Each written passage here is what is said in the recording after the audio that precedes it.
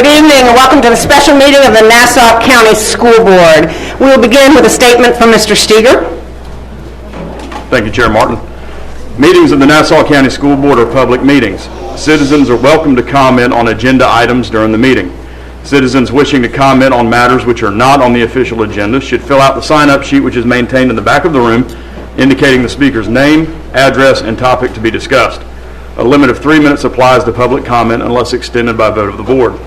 The public is reminded that any request to have an item placed on the board's agenda must first be submitted to the superintendent. Further, our guests are reminded that any request for the board to consider disciplinary action against a school district employee or any presentation of factual complaints against a district employee will be considered out of order and cannot be heard by this board without first having a recommendation for disciplinary action from the superintendent. Finally, our guests are reminded that any public comment should take place from the podium after indicating your name and address.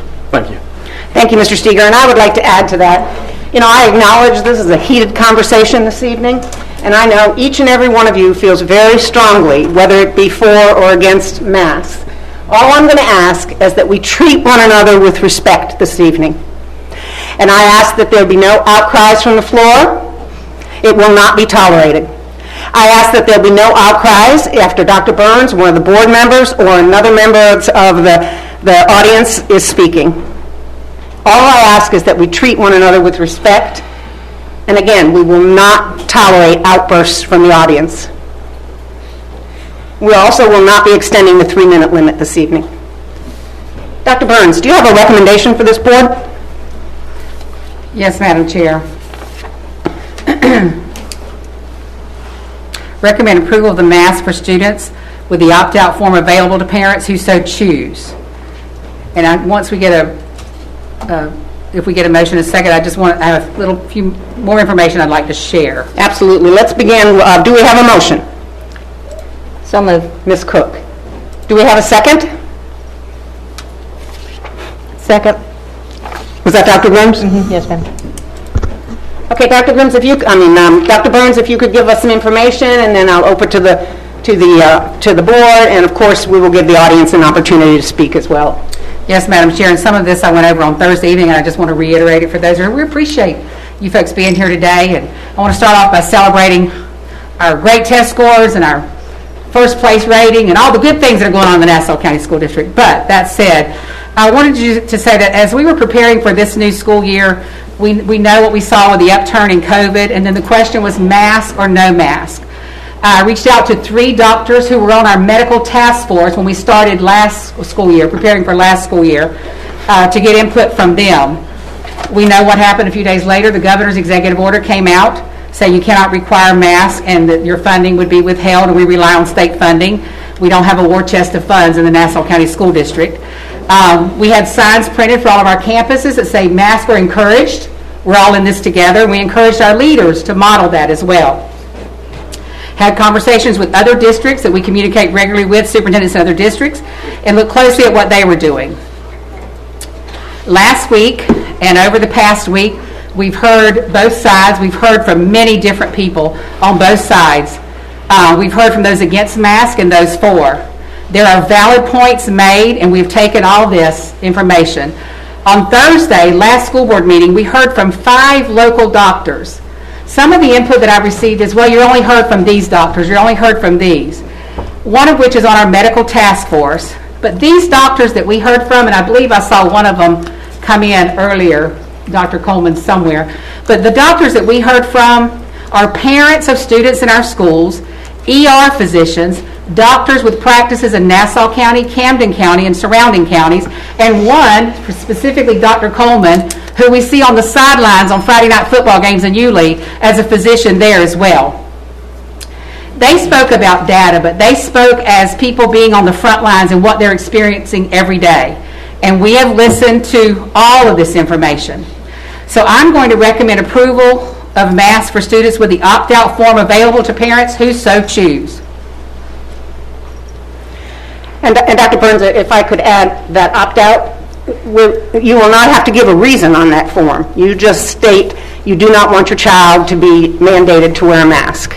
There doesn't have to be a medical reason. You don't have to have a doctor's note. There's nowhere to click any reason.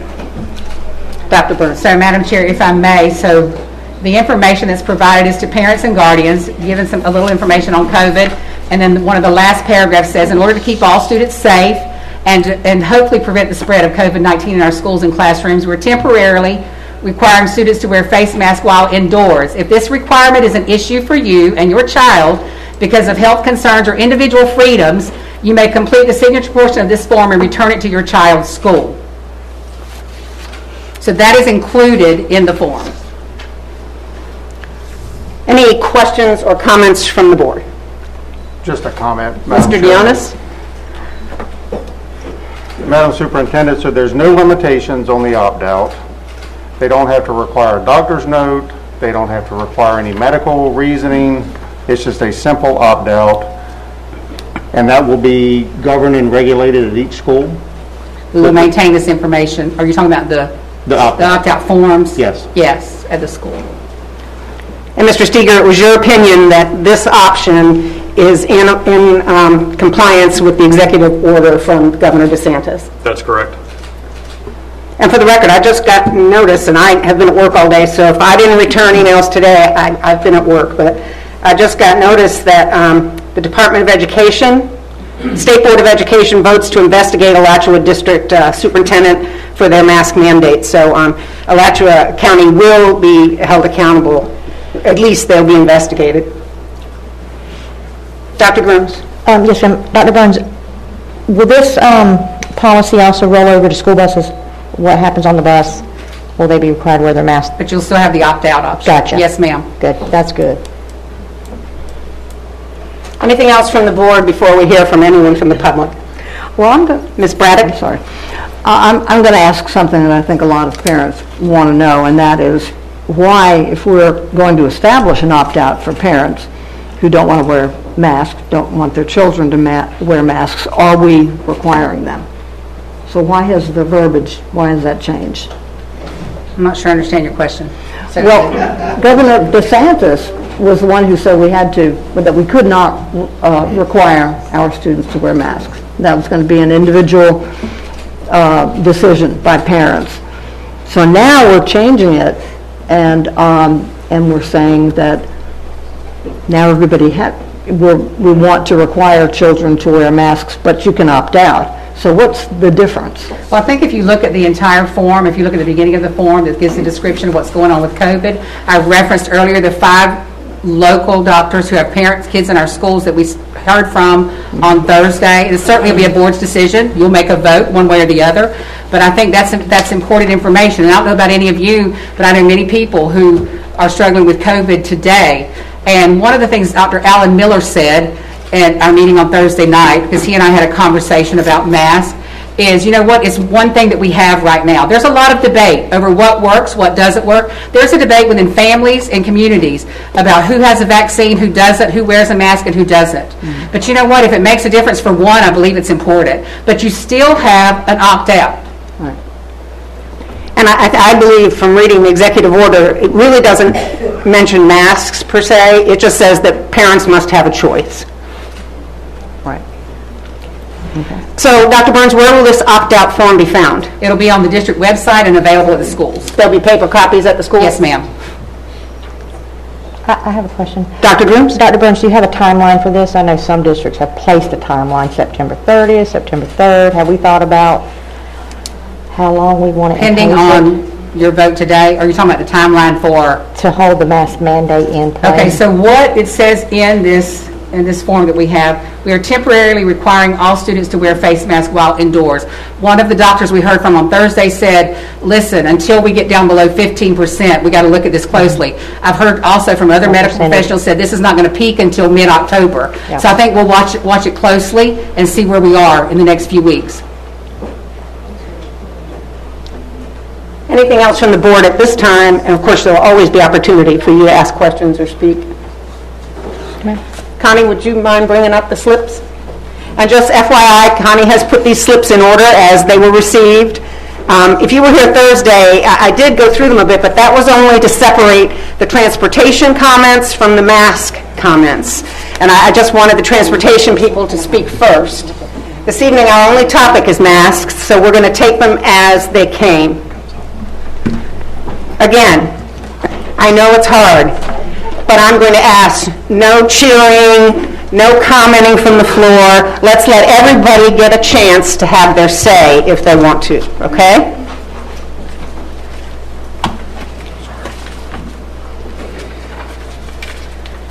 All right, so first up is Catherine Platel? You mean Christine? I do. Let's just start off with a bang here. Good evening. If you'll state your, and I'm going to say this one time, state your name and address for the record. We have to have it if you're going to speak. And then Connie will put a timer on the slide. So you will see it'll turn red when you're getting close to the end of your time. And again, we're going to have to keep everyone to 3 minutes, due just to the number of people that would like to address the board. So Christine. Christine Platel, 996 Atrona Drive in Fernandina. So yes, I was here last week, and I just want to ask everybody, do I look normal? Do I look sick to you guys? I don't look sick, do I? I'm going to ask you to address the board. Okay, well, I'm just saying to everybody, I look normal, and I don't look sick, but I have 3 autoimmune disorders. I was battling cancer last year. I'm still under the care of an oncologist. And so I'm in a high-risk category, not just because of my age, but because of all these other things. And I don't believe it's unreasonable for me to want to ask that everybody wears a mask as a courtesy to another human being, you know. I had a strange experience today. A nurse came to my house to take my blood because I'm in a study for this, one of the rare things that I have. And she came to my door without a mask. And I said, would you please wear a mask? And she said, oh, I'm double vaccinated. I don't need to wear a mask. And I said, you do in my house. If you're coming into my house. So but we had a nice chat later, and it turns out that she's a mother of several children who all go to private school. Why? Because they wear masks at the private school. So she sends her kids to school with a mask because they have to at that school. Even though she doesn't necessarily agree with it, she sends her kids to the private school to keep them safer than if they were in public school. And I think that's important. If we could see that in the public schools you had separate tables with, the screens to separate them, if they could socially distance. But none of those things, as far as I've heard, are in place or are capable of being put in place. So to just wear a mask seems to be a simple thing.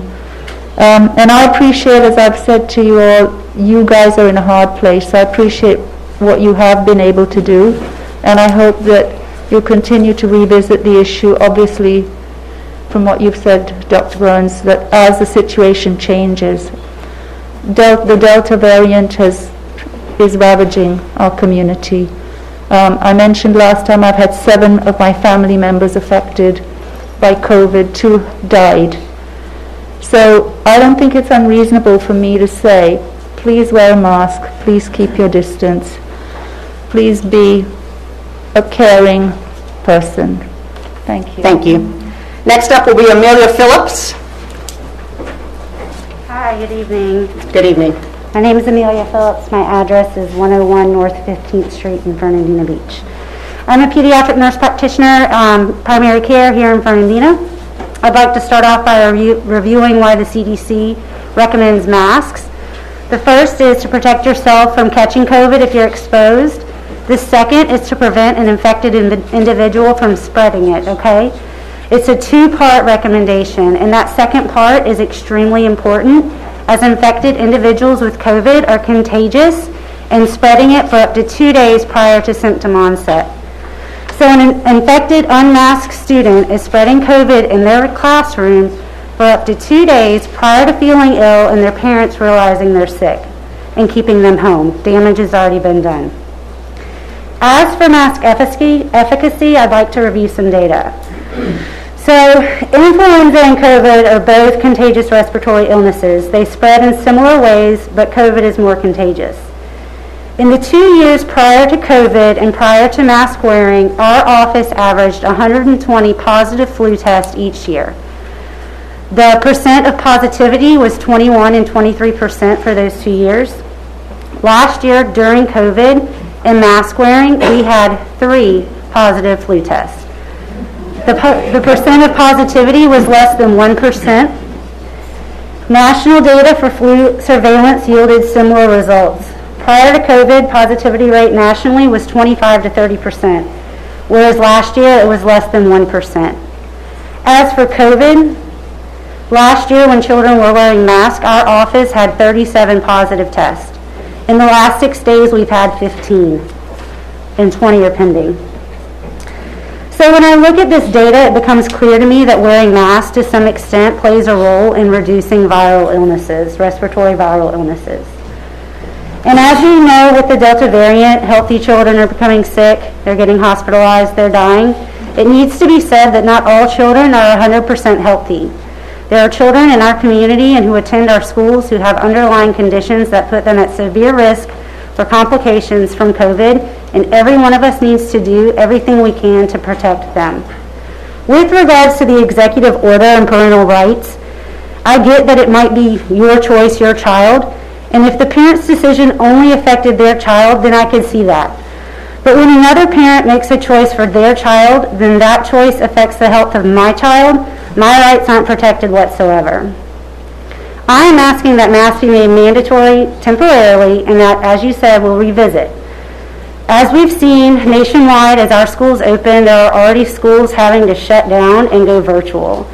I think all of us, though we can't agree on everything, don't want that to happen. So thanks for your time. Thanks for listening. Thank you. Shelley Rawls.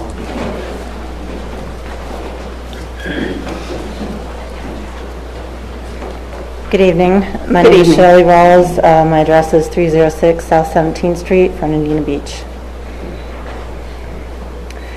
I'd like to start by thanking Dr. Burns and all members of the school board for your service to our community. I truly appreciate the work that you do.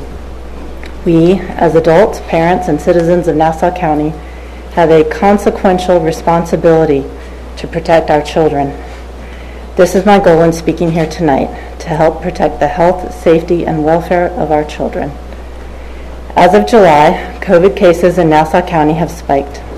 Data shows the total cases reported between August 2nd and 15th to be 1,401, averaging just over 100 new cases each day, compared to March, April, and May of this past spring, when masks were required in schools and daily cases were 80% less.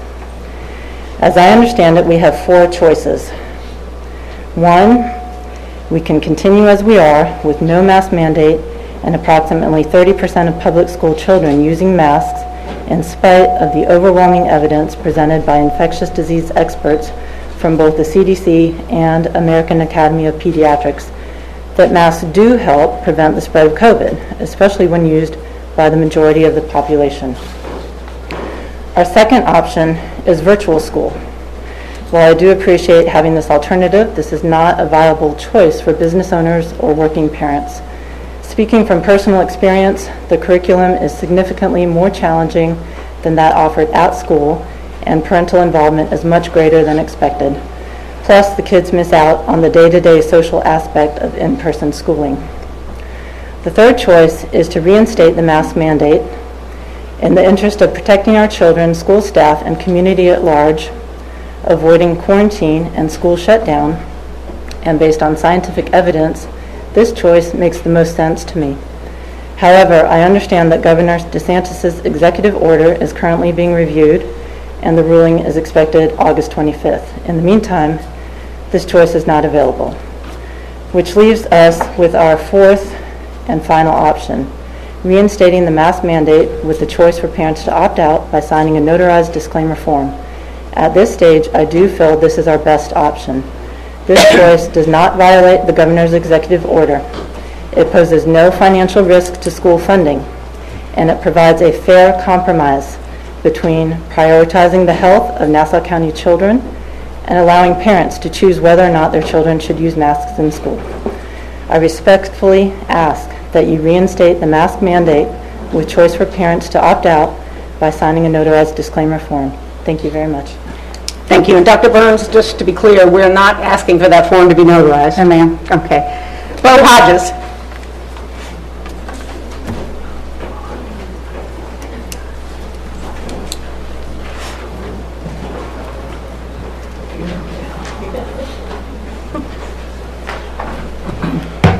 Bo Wade Hodges, 37141 Coyote Drive, Hilliard, Florida, 32046. Thank you, Board and Superintendent Burns, for allowing me to speak to you today. For those of you who don't know me, my name is Bo Wade Hodges, and I'm a candidate for State Representative in Florida's 11th District. I consider myself a protector of individual freedoms and liberties. Let me begin by saying congratulations on the successful start of another school year. As school started last week, I was excited to see first day pictures and our local students returning to the classroom. The knowledge that Nassau County students gain in the next 1 to 12 years will help to prepare them for what I call the real world. I was even more excited to see every child's parents making a choice for their child. The word mandate is not a new word. In fact, the first known usage of the word was over 500 years ago. The word mandate, however, was not a word that we use regularly in our vocabulary, at least not until we first heard of COVID-19. Since then, we have needed a mandate for what seems like everything. 1 week ago when school started, every parent was given the option to choose if their child wore a mask or not. Every day, parents were able to choose if their child opted in or opted out. Every single day. Why do we need a mandate with an opt-out option? All this does is create more paperwork for parents, students, teachers, and administrators. The students who will be most affected by this decision are students who have the most hands-off parents. You are still going to give parents an option. You are just going to add 3 more steps to the process. Why? This makes no sense. That's not surprising, though. Very little that we have done in the last year and a half has made sense, like quarantining healthy students who were wearing a mask at school. So my question is, did their mask work or not? If not, why are we continuing to have this discussion? And if they did, why are we quarantining them? I hope that you all came here today with an open mind, that your decision is not already made, and that you will hear out the people today. That you will apply just a little common sense to this situation and realize that the only thing that is changing is a piece of paper. Please continue to allow parents to make this decision without the extra steps. Thank you. Thank you. Wait.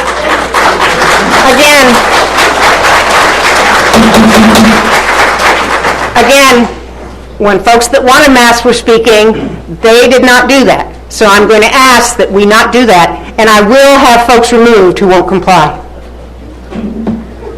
Wade Hicks.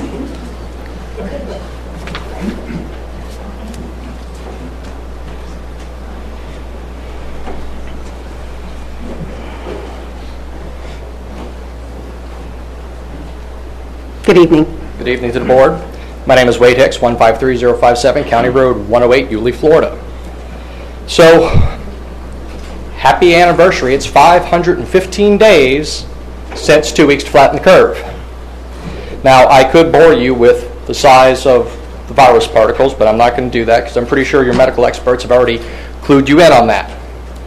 I have a memo here from the Florida Department of Health dated August 12th, 2021, and it says students may wear face coverings as a mitigation measure. However, the school must allow for parent or legal guardian to opt out of their students from wearing a face covering or face mask. I notice many of the people here in the room are wearing face masks. There are also several people here that are not wearing face masks. None of the masks, except for a few, are medically grade mask. The only few people in here are actually wearing an N95. Not sure they've actually been fit tested for it, nor do they know that wearing a mask longer than what OSHA recommends is safe. So there's that. I have a memo from the Florida Department of Education dated April 14th, 2021, which I'm sure the board is completely aware of. They reviewed data from all the school districts in the state of Florida, and it was looking at mask efficacy. They found that schools that had stringent mask mandates and schools that decided to side with common sense, had no mask mandate, they discovered that mandatory face coverings served no remaining good at this point.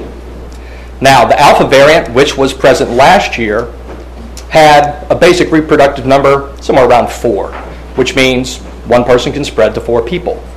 They now say that the new Delta variant has a basic reproductive number somewhere in the range of measles, which is an R0 of 5 to 9. Doesn't take a lot of math to realize that one person gives it to 5 or 9 people. By the time we make it to Christmas to February, everyone in this country that's been outside of their house at any point in time, wearing a mask or not, is going to be exposed. I also have 2 medical notes from UF Health. At the end of school last year, both of my children had a cough that wouldn't go away for 2 months. The teachers at the school became concerned, rightfully so. We thought they may have had COVID. Well, after having a negative COVID test at UF Health, both of my children were diagnosed with a respiratory bacterial infection. And I asked the doctor what could possibly cause that. And his letter said they can return to school without a mask because he believed in his medical opinion that it contributed to them developing the bacterial infection. Thank you. Thank you. Natalie Wojtak?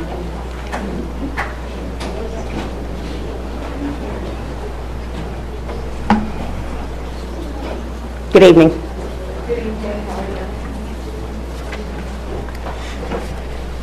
Good evening. I believe that this is a simple choice. We've all heard the facts. Our local doctors and nurses working in our local hospitals to save our... I'm sorry. I need your name and address for the record. Backing it up. Natalie Wojtak. We'll start your timer again. That's fine. Natalie Wojtak, 95142 Periwinkle Place. Thank you. So our local doctors and nurses working in our hospitals to save our local community members are pleading with us to help mitigate the spread of COVID-19 by masking indoors. The American Academy of Pediatrics, the CDC, the Department of Health and Human Services all recommend universal masking indoors. Multiple reputable studies have been conducted showing that masks do not reduce oxygen intake or make our children sick. In fact, studies show that they are slowing the spread of not only COVID, but as a local physician pointed out, other respiratory illnesses such as RSV and influenza. Last year, our children proved that they are adaptable, and according to our test scores, they did not suffer academically from wearing masks. Today, our ICUs in Jacksonville are full, and people are not eligible to get needed beds for COVID or other issues. Our hospital has a makeshift hallway COVID unit in their ER. We all need to do our part. This is no longer a matter of personal choice, and this should not be made into a political issue. This is a public health issue. The school board has tried asking folks to do the right thing and wear a mask, and we as a community have failed to do so. Now the elected Nassau County School Board needs to decide to act in the best interest of our students and staff by instituting a rule requiring masks in indoor places and continuing to strongly encourage vaccines for all eligible citizens. I would also urge you to take steps to fight this opt-out clause, which is a political overreach by Tallahassee into our local affairs. Board members, I implore you to do what's right for the students and staff of Nassau County by immediately reinstating the mask mandate until the conditions here in Nassau County improve to the point where health experts and our local physicians think it is no longer necessary. Thank you for your time. Thank you. Carrie Siebert?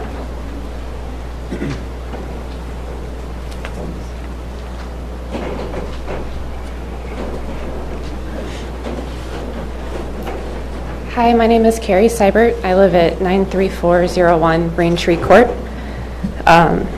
Public speaking is not really my thing, so bear with me. And I'm going to ask you to talk into the mic because it's being recorded. Okay.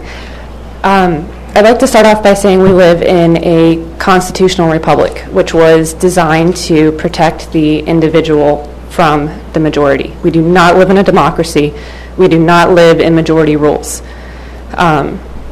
I have a son in kindergarten in Nassau County, and he is autistic.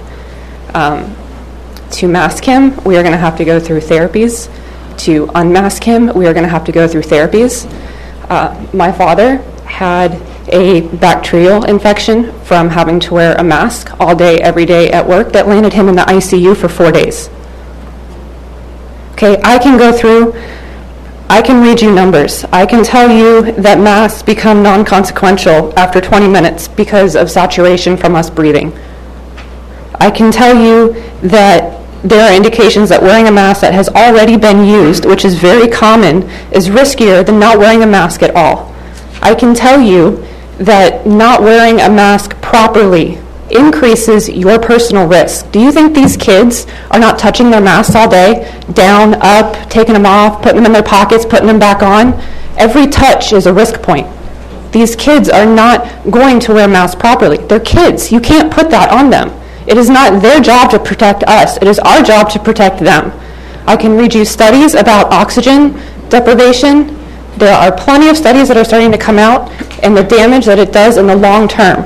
When you have oxygen deprivation at low levels to the point where you can adapt and get used to it, it still does damage long term. In 20 to 30 years, we don't know what it's going to do to these kids.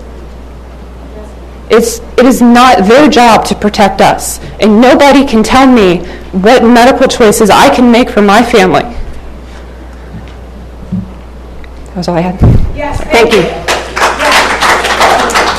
Ma'am, again, we're not going to be doing that. I'm sorry. We've got. She needs to be removed. She needs to be removed. Next is Ashley Brown.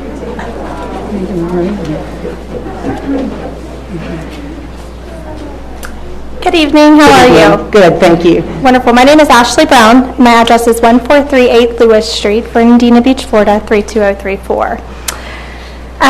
So I have 2 children in the Nassau County school system. Last year, my daughter attended a school for pre-K where masks were required. There were dividers between the desks, lunch in the classroom, no play on the playground, as kids were not allowed to work together, as it would cause contamination. I continued to make her go for 3 weeks, having to comfort her as she held on to both sides of the door to the classroom, kicking and screaming, begging me not to make her go. She was a very social child, and the mandates for COVID were too much for her to bear. At what point do we consider the mental aspect of what this is doing to our children? We cannot teach socialization later in life, and we are teaching kids to stop the spread so much that the relationship piece is falling by the wayside. Have we considered that the rise in child depression could be related to this? Being a parent of multiple children in public schools, I have had the opportunity to speak with multiple parents that have kids through all grades in Nassau County. Of the 11 parents that I have spoken with, each one of them, some of them having multiple children, have stated that less than half of their kids in their class currently wear masks. At this point, it is a choice to each parent. If you feel the majority of parents would like their child to wear a mask, then why are they not wearing them at this point when it's optional? What is the long-term plan for this? This virus has now mutated, and there are booster shots for COVID coming up. It's just like the flu. We're going to continue to have it. Are we going to be wearing masks for the next 10 years? Thank you. Okay, thanks. Richard Lampkin.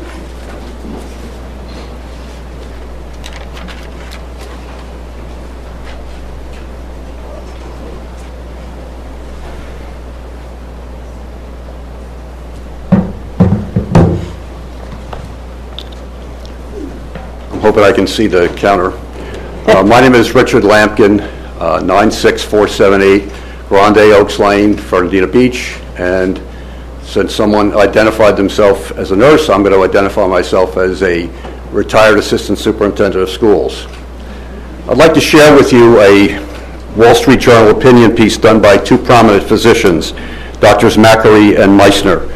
Meissner is the chief of pediatric epidemiology services at Tufts Children's Hospital.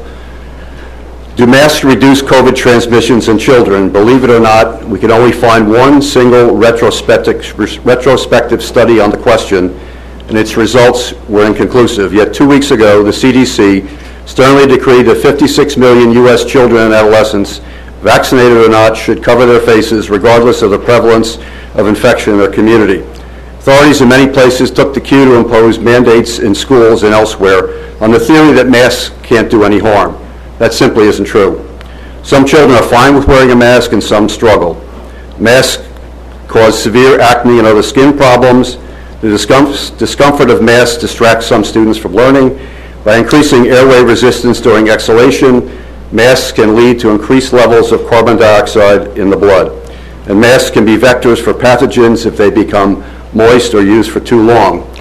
In March, Ireland's Department of Health announced that they won't require masks in schools because they exacerbate anxiety and breathing difficulties in some students. The possible psychological harm of widespread masking is even greater worry. Facial expressions are integral to human connection, particularly for young children who are only learning now how to signal fear, confusion, and happiness.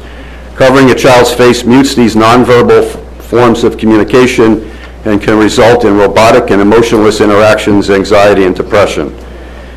The adverse developmental effects of requiring a mask for a few weeks are probably minor. We can't say that with any confidence when the practice stretches on for months or years. What about the risks of COVID, which mask mandates are intended to ameliorate? Children who develop COVID symptoms are at minimal risk of long COVID, according to the Lancet study published August 3rd. Almost all children have symptom resolution by 8 weeks. The CDC's mask decrees are perversely permissive as well as needlessly strict. Cloth masks aren't nearly as effective as N95 respirators, but CDC directives totally ignore the distinction.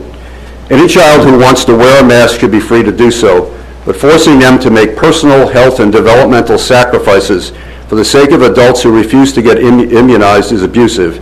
Before we order the masking of 56 Americans who are too young to vote and don't have a lobby, let's see the data showing us the benefits and weigh that against the long-term harm.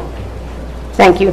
Deborah, if I get this wrong, I apologize in advance. Deborah Bolkes? Good. Really? Yeah. Oh, well, Deborah, hello. Very good. You're one of the few people that ever say it properly. Well, I may have run into you a time or two. Thank you, Donna. All right, I'll say again, my name is Deborah Bolkus.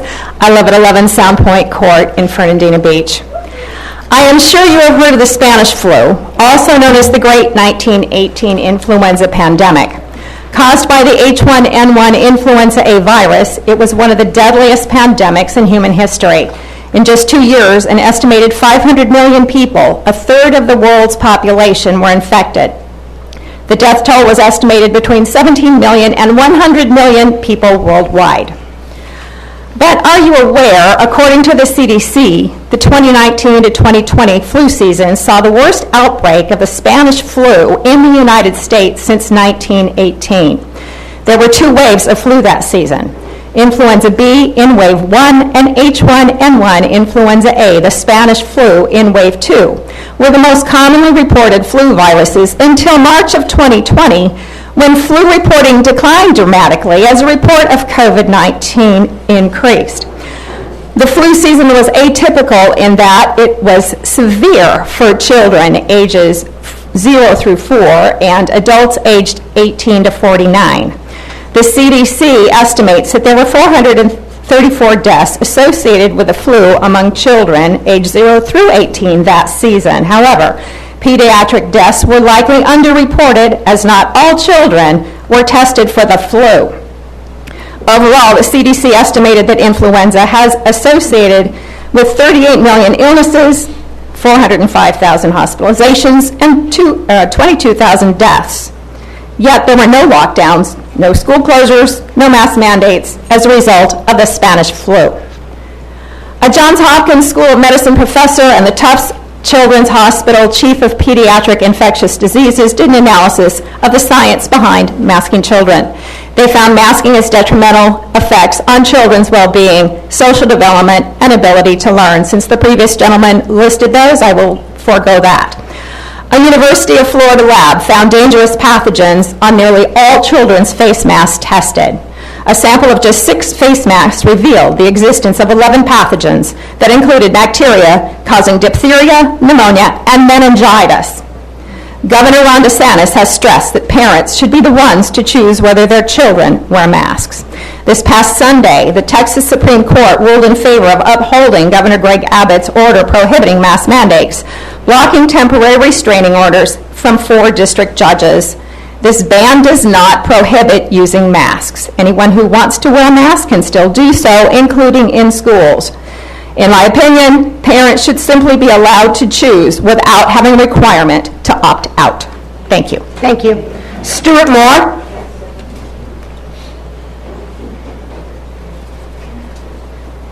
Good evening. Stuart Moore, 12 Osprey Village Drive. I'm not a public speaker. I'm not used to this, so I'm going to read what I have to say. Masks interfere with a very scientific fact. God gave us a nose and a mouth. Our nose breathes in oxygen. Our mouth breathes out carbon dioxide. The mask interrupts this scientific process. We are breathing in our own carbon dioxide. It's not healthy, and especially not healthy for our children. It's not scientific. Thank you. Thank you. Aaron Hicks? Aaron Hicks? Oh, okay. No, take your time.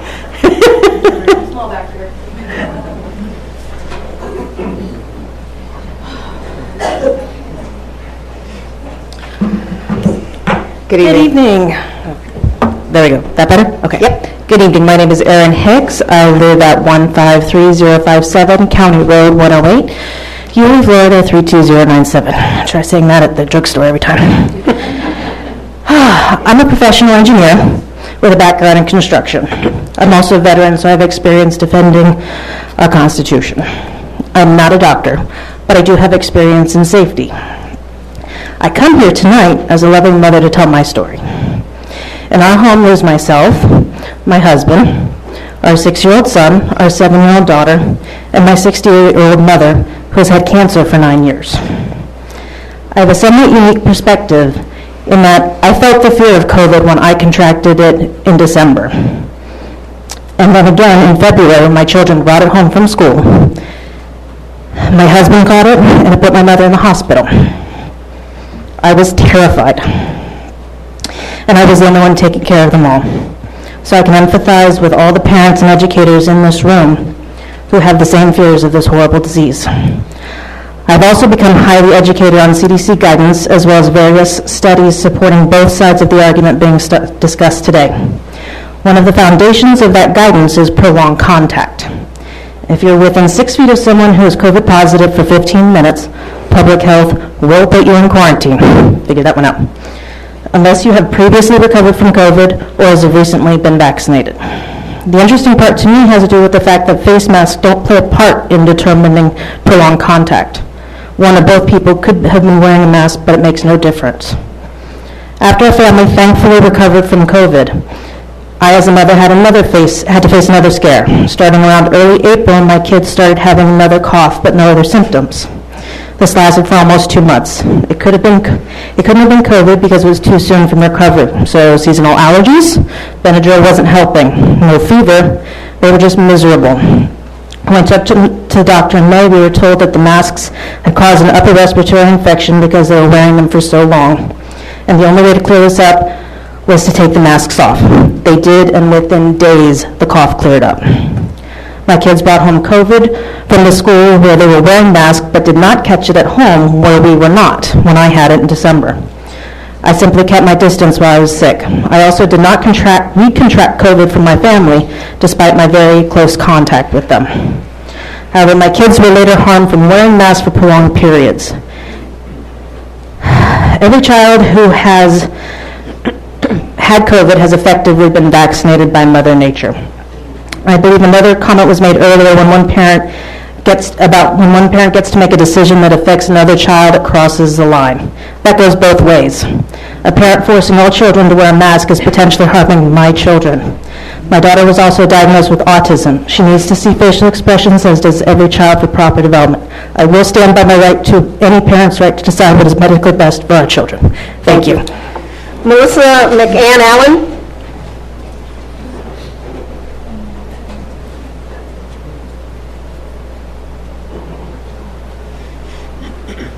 Good evening. Hey there, excuse the nerve, I'm not a public speaker. That's okay. We're friendly. You're not going to come down and bite me. No. I'm Melissa McAnally, and I live at 45278 Green Avenue in Callahan, 32011. I first would like to say hello. I first would like to acknowledge that I believe the majority of the people here truly want to keep children safe by either be mandating kids to wear masks in school 6 hours at a time versus parental choice. Although I do find it odd, the school board is voting on whether or not to mandate children to wear a mask contradicts the law Governor DeSantis signed giving parental choice. Those in favor of masks are wanting to protect their children from COVID versus parents who don't want their children to be exposed to carbon dioxide for long hours at a time. I would like to look at a few leading factors which are facts versus fears. Let's look at facts. Per CDC, out of 4.2 million children who contacted COVID, 0.008% have died. More children have died from the flu and RVS in the same time span. There has never been a mask mandate for either one of those viruses. Initially, we were inundated with the number of deaths. Now it's cases. Dr. Fauci said over-the-counter masks do not stop COVID from penetrating masks. In fact, he said we should cover our eyes as well if we really want to protect ourselves. Are we then going to mandate children to wear a full face mask? Also, the uptick in cases occurred during the school, prior to school starting, which shows children are not primarily getting the virus from school.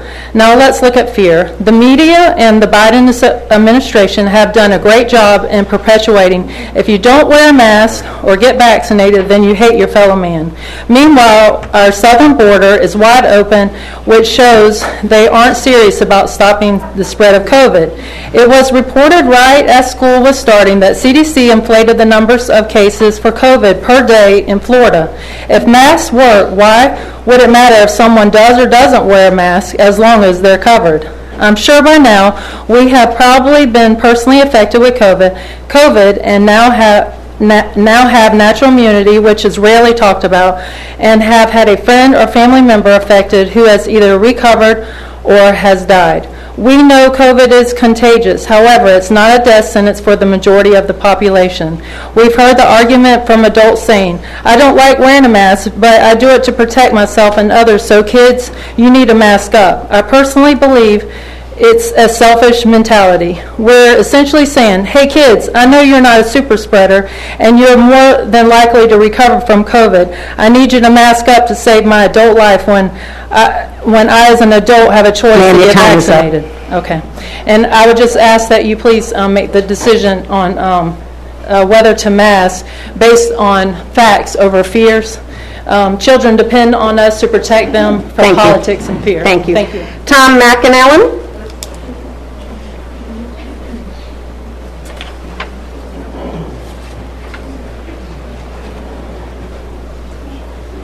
Thanks for letting me talk tonight. I appreciate it very much. First, I'd like to say, this is my son. Now we need your name and address for the record. I'm sorry. 45278 Green Avenue, Callahan, Florida. This is my son Tanner. He's 10 years old in the school system. First, I'd like to say I'm a business owner.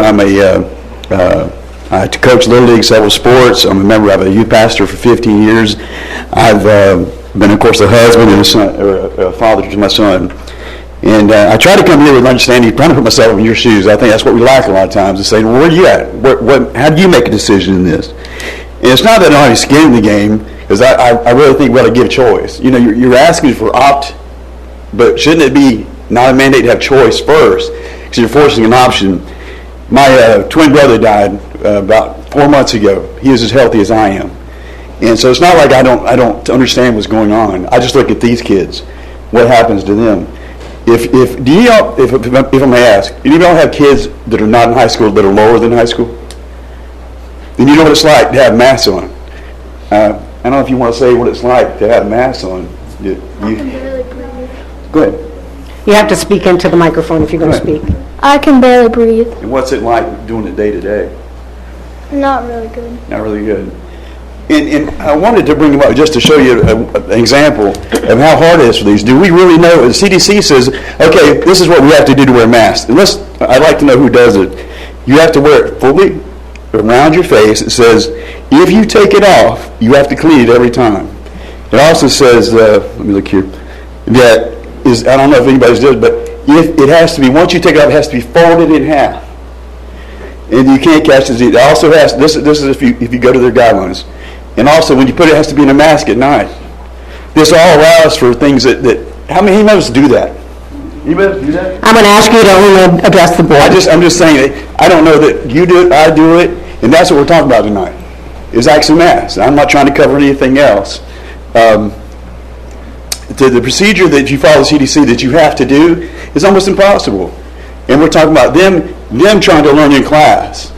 And like I said, I have skin in the game. If you look at the northern states who have locked up, I got numbers here from California to Michigan to one of the states was Minnesota. Their numbers are higher than ours, even though they've locked up. So what is it we're trying to do? Mandate something that doesn't work anyway? I mean, really? I try to put myself in your shoes. What are we trying to do? Does it make any sense? If it does, please help us. Please help us know, because we'd like to know. Thank you. Appreciate it. Thank you. Kelsey and, I apologize, Tom Alco? How close did I get? Okay. Name and address for the record, please. My name is Kelsey Tomeko. I live at 86015 Courtney Highway. For people talking about the effects of carbon dioxide and oxygen reabsorption and not knowing what that's going to look like, I encourage you to Google blue-green cells of death, because I had the honor of working and job shadowing under forensic pathologists and pathologists that receive samples of tissue, both alive and deceased.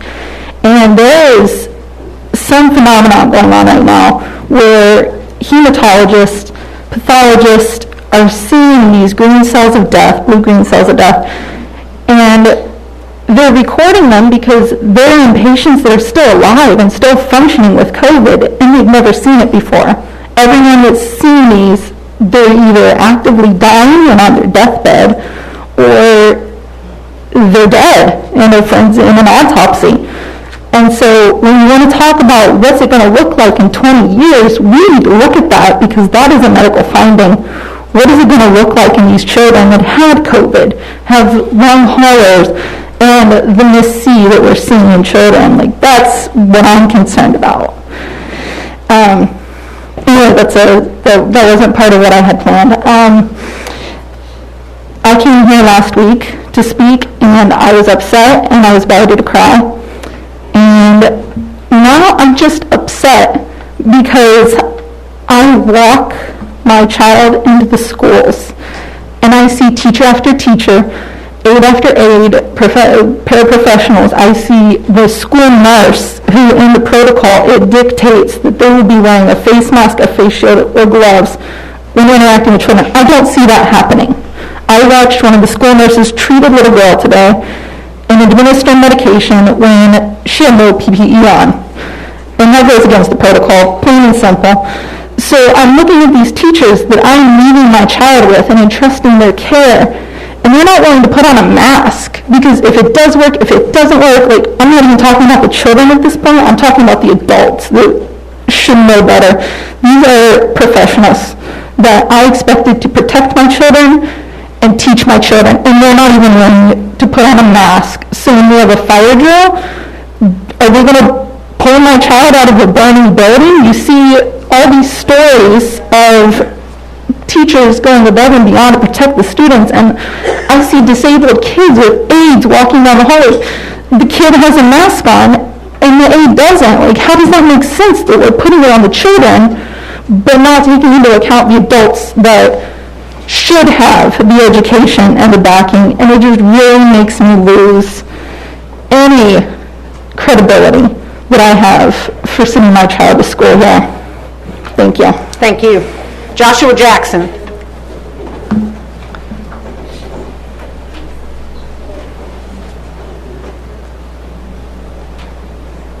Good evening.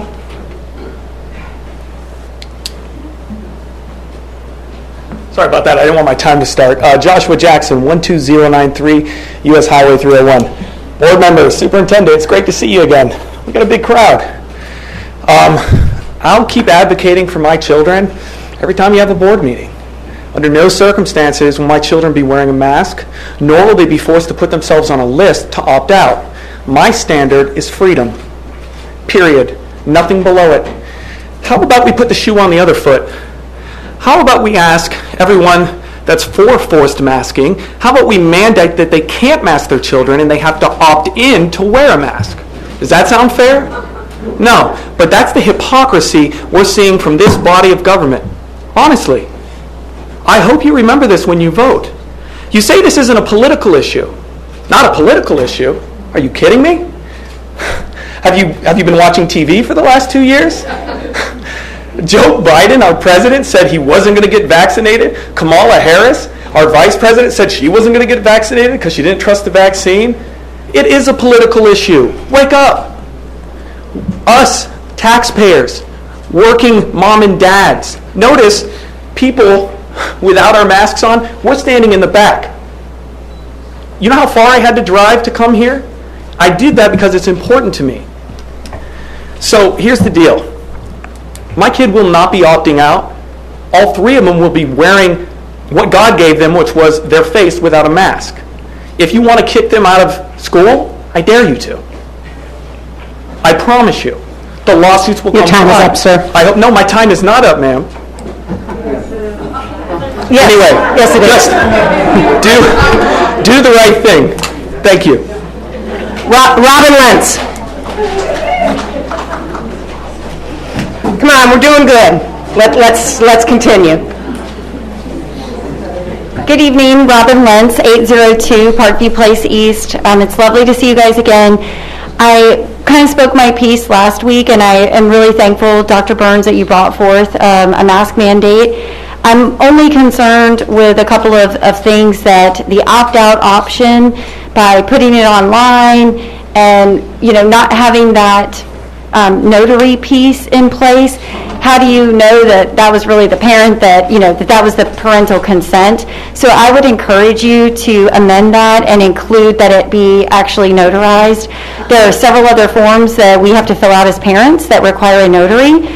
They're provided free at the school, so it's just another safeguard so that you know that the parent made their choice.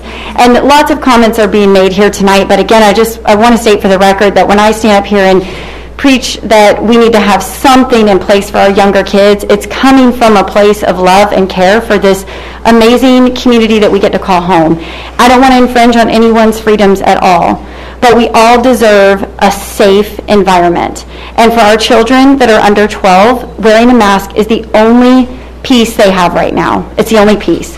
And I'm, aside from being terrified that my child could end up with COVID, and again, I told you all, my child lived on a ventilator for 3.5 weeks after she contracted a virus just after being born. So I know what that looks like. I know how scary that is. I wouldn't wish that on anyone in this room. But I do think that we've got to get back to public safety. We're always, you guys have always passed rules and regulations that protected our children. I mean, if there's a student in your child's class that has a peanut allergy, we all honor that, and we don't send in treats with peanuts in it to keep those kids safe. So I'm just simply asking that we, as a community, work on safeguarding our students until we can get past this wave. I mean, I feel like it will pass. I'm hearing from health officials that it will pass, but we've got to do something. We want to stay in school. We know that closing down the schools, how horrible was the spring break of 2020 that never ended. So we don't want to return to that. I'm really imploring you to tighten this policy up, and I thank you for bringing it forward. My next question is, that hasn't been addressed this evening, is what will be the requirement of the staff and the personnel on campus as well to protect our children? Thank you. Thank you. Sheila Pucci. Good evening. Hi, how are you? Good evening. My name is Sheila Koki. I live at 1553 Indigo Street. I'm a single working parent of a 10-year-old 5th grader and a 14-year-old 8th grader who should be enrolled in Nassau County School District. I withdrew both of them fully this year, and I'm paying one of your former paras to teach them at home while I work. The para was also afraid to go back to school, and I was not willing to send my unvaccinated 10-year-old into a building with teachers who I know are not vaccinated and a bunch of other kids and people who are not wearing masks. I felt compelled to keep them home when the positive cases were on the rise in our county prior to the start of the school year. Last year, our bus driver, we lost our bus driver to COVID. I don't mean we lost one in the county. We lost the one that picked our kids up every single day. Someone we knew and spoke to every day was gone. I have friends and family that are terrified to send their kids to school but have little choice, whether it be childcare, in-school resources, or unable to homeschool due to their work schedule. I have friends who are teachers that are terrified that their exposure will happen while they're at work. I cannot in good conscience send either of my kids, especially my 10-year-old, back to school with none of these measures in place. I wish I had a choice. That doesn't feel like a choice to me. It's expensive. It's hard on my kids that ought to be socializing with other kids. I was hoping with the mask that the mask rules would be in place again this year so that they could get some of that socialization and exposure that they so desperately need, that you guys are advocating for us being open fully. I was disappointed when I reached out to the school board administration and was told that we were going back to what it was like pre-COVID. We were just going back to normal. I looked and looked on the website and didn't see any updates except from June. I felt like that was not responsible. I don't know what the protocols are for if the schools close again. I keep hoping that I can send my daughter and send back to school, but at this point I don't see that. If the ratios of people here that are not wearing masks are the same at school, my kids will not be in. And I will pull them fully from the funding that they have in this county. And I'm certain I'm not the only ones.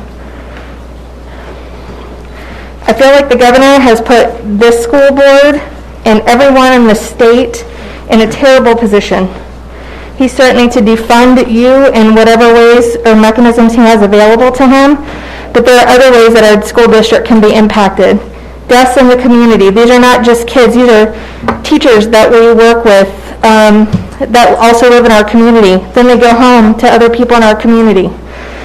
I would appreciate, I feel like it's a good step to take the measure to have an opt-out measure, but I don't think that that goes far enough either. So I appreciate your position and your consideration. Thank you. Sarah Moyerman? M-O-E-R-M-A-N? No, sorry. It's hard to get out, isn't it? Hi. Good afternoon, evening. Yeah, way late. Sarah Moorman, 887 Neeson Drive, Fernandina. And I spoke to y'all last week, and this time hopefully I won't get all emotional so I can make my point. As I said last week, my daughter is an ESE student. We tried the virtual schooling. It did not work. We get speech therapy, we get occupational therapy, and we get physical therapy through the school system. We can't do that online. Have you ever tried to have your child just sit there and talk to a therapist running across the house? It doesn't work. We need her there. We need her in school. We need her there in person. The Florida Constitution says that we have a right to a safe educational environment. This is not a political issue. This is a global pandemic. United States is not the only country affected by this. And we, as human beings, should do everything that we can to protect the students of this county, this country, this state, the world, whatever it is, we need to protect them. And the Florida State Constitution also says that you guys have the ability to mandate what the measures are for this school. I don't know how the executive order can supersede a constitutional right. I'm not a lawyer, so I can't answer that, but it doesn't seem it just doesn't seem fair. And also to anybody who is saying that masks don't work, if you're in surgery, are you going to tell the surgeon they don't have to wear a mask? I don't think so. Thank you. Director Foster.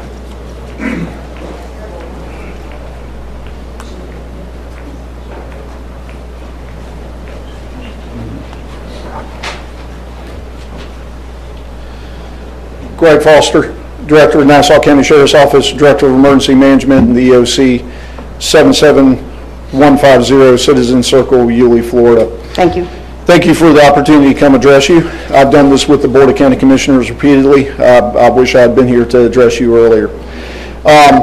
We at the Emergency Operations Center, the information that we put out and the information that we base our decisions on at the Emergency Operations Center is based on the information from the CDC and the FDOH, Florida Department of Health. The CDC guidance on this is that nationwide, that people that are in school, be it teachers, staff, or students, do wear a mask. It is the option of each state, then their Department of Health, to adopt what the Centers for Disease Control and Prevention put out. Each state makes their own decision based upon that. The state of Florida has given guidance that is not adopting that part of what the CDC is putting out. The motion put in front of the board is consistent with what the Florida Department of Health has put out as a possible option in dealing with COVID-19 in the state of Florida. We in emergency management do stand ready to stand with the school district, provide logistical support, information sharing through social media and our website, and to assist with any kind of operational plans that the school district has that they may need some coordination assistance with. What is consistent from state and federal authorities is universal precautions. Social distancing, staying away from large crowds, washing your hands, washing your hands, washing your hands, and staying home if you're sick. We do emphasize that in our messaging, that those universal precautions can assist us in getting this pandemic under control. We also suggest that if you feel it necessary to wear a mask, or you deem it that it's something that you want to do, that you should wear a mask if that's what you decide to do. Another thing that is consistent from the federal government and the state government, being at the CDC and the FDOH, is that the main preventative tool that can be used in this pandemic is vaccinations. That is consistent across the board from the CDC and the Florida Department of Health. We do urge people to get with their doctors and have discussions with their doctors to determine if they should or should not take the vaccine. But we do urge that people take the vaccine if they feel that it is necessary. We do offer it, and so does the FDOH and all the pharmacies in Nassau County. Thank you very much. Thank you, and thank you for everything you do, Director Foster. Thank you. Chair.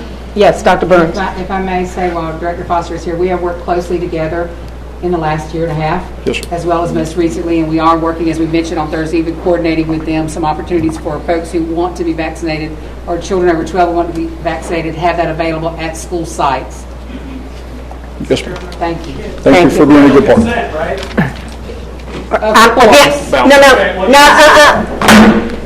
You will not speak from the floor. We are responsible to keep a public record. That's why everybody has to say their name and address, so you will not speak from the floor. Randy Ankle.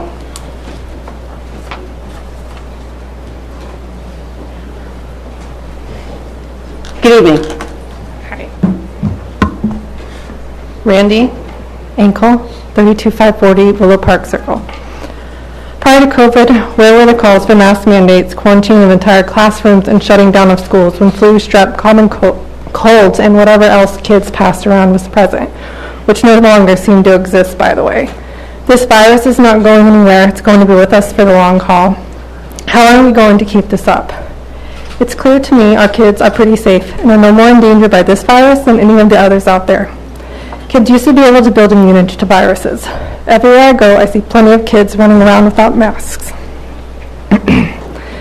It's time to stop bowing down and accommodating the fears of some while forgetting the rights of many. Nobody has told anyone they cannot wear a mask. It is your choice and your choice for your kids. We on the other side just want the same choice as well, to not mask our kids. My body, my choice only applies to abortion rights? I don't think so. We do not own our kids. It's not up to you, the school board, the AAP, the CDC, nor the United States government to decide and dictate what is best for our children. That choice is up to we the parents and we the people. Freedom of choice given to us and our kids in 1776 by a thing clearly forgotten called the Declaration of Independence and the United States Constitution. We came here from the tyrannical blue area of the country, and I'm not here for it anymore. Please do not mask our kids and leave the choice with the parents and the parents only, without having to sign some piece of paper. Daisy Rice. Hi, I am Daisy Rice. I live at 95376 Orchid Blossom Trail in Fernandina Beach. I moved to that address last year from a state that completely shut down the school district for the entire school year. When I came to the school district, I of course had to go through the health department to sign my girls up, and I expressed my concerns to the doctor at that time, who reassured me kids aren't getting it and they're not spreading it. So since the other school they would have attended the entire year, they would have lost in school attendance. So I appreciated having in school. Since the mask mandates were lifted in March of this year, the rise of rates did not go up, especially in children all summer who've hung around each other, had sleepovers, and the rise as of recent has only been just late July. It has been admitted one of our recent child deaths wore a mask. So I want to ask on the form, it makes it optional to wear a mask or not. So it's optional now, correct? Is there some kind of small print in the form that releases any kind of liability? That's one legal question I have. If it does put any kind of liability in fine print or something like that, so I ask, does the board have liability if my child contracts COVID wearing a mask? I think there's been a lot of discussion about the effectiveness of masks for the good, but I also have a question to Dr. Burns about the local doctors and the rise in cases. But was it asked about the effectiveness of masks? What about the dangers of wearing masks? Because one of the speakers did talk about the study that was done here in Gainesville, Florida, 6 face masks. They were sent to University of Florida and analyzed, and they had 3 dangerous pathogenic pneumonia-causing bacteria. Only 1 virus was found on 1 mask, and so 11 dangerous pathogens on the mask. Half of them were contaminated with 1 or more strain of pneumonia-causing bacteria. A third contained more strains of meningitis bacteria, and a third were contaminated dangerous antibiotic-resisting bacterial pathogens.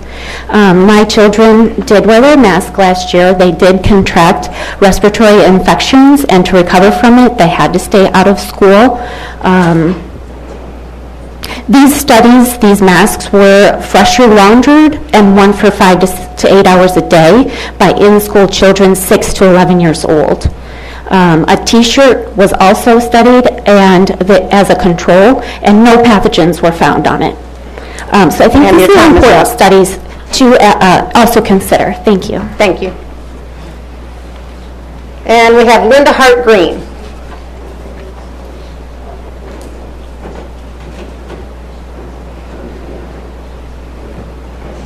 Good evening.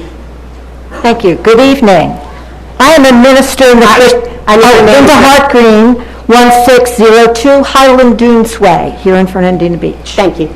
I'm a minister of the Christian tradition, but wearing a mask in schools is not a religious issue, so why am I adding my voice to this discussion?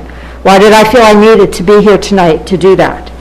That is because wearing a mask is not a political issue, but a moral one, in my opinion. The children and youth of this generation are watching. They are watching us all the time. They are absorbing our thoughts and feelings and expressions, and we need to ask ourselves, what are we showing them? What are we showing them by what we say and how we behave? What are we showing them about how we resolve conflict and get along with people with whom we disagree? Children need to see that adults around them, in whom they have trust, can disagree and still get along for the benefit of their community because they share the higher goal, the greater good, which is the health and safety and well-being of everyone, young, old, rich, poor, immunocompromised, healthy. How we frame this issue to the next generation is very important. They are watching to see if we act on what we say we believe. They're watching to see what we are saying about the kind of world we live in and about what principles and values guide our behaviors and our choices.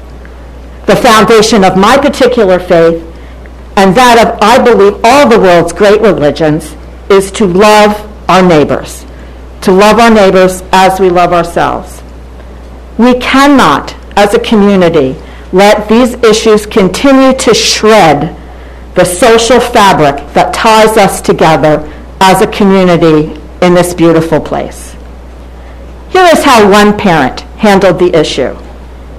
A father dropped his young child off at school and was helping her adjust her mask to go into school for the day.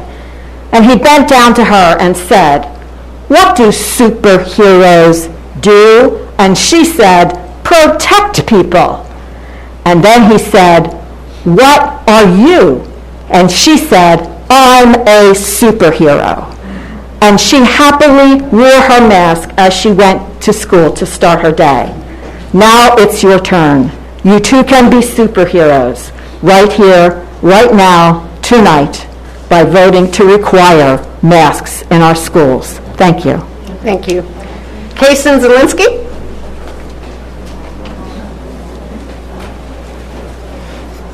Good evening. Good evening. Kaysen Zielinski, 302 South 18th Street. Well, one reason we're here tonight, which you guys have come up with the way to be in line with DeSantis ruling while also doing everything you can legally to protect our kids. The last 2 weeks has been mind-boggling at the businesses closed down in our community. I really don't think anybody realizes how bad it's been.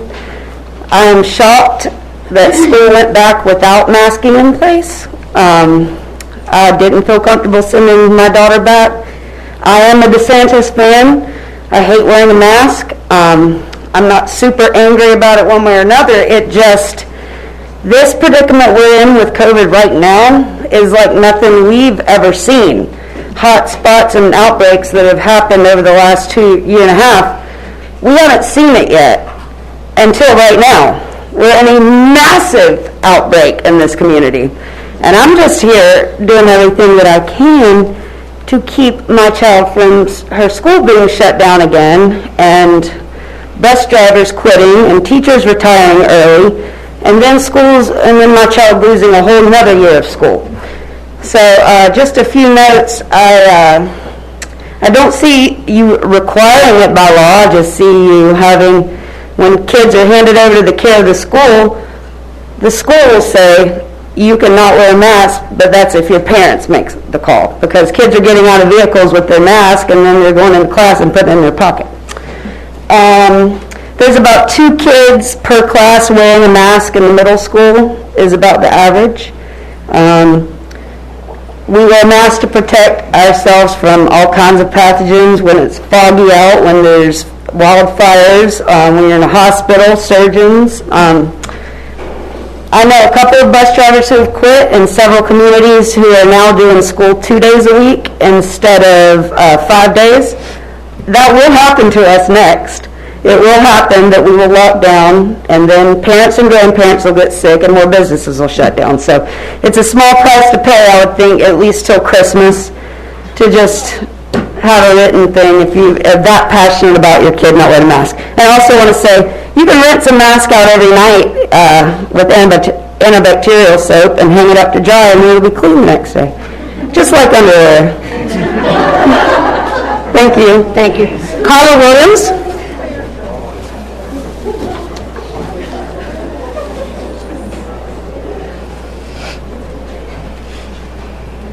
Hello, my name is Carla Williams. I live at 85256 Tenure Road, Yulee, Florida. Thank you for having the opportunity for everyone in the community to speak on this very hot topic. I actually printed today from Frontline Doctors some medical, that way, because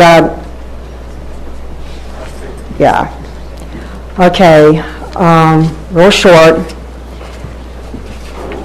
On second page, on the first one, people seem to be driven by emotion and social media than factual evidence from quality sources.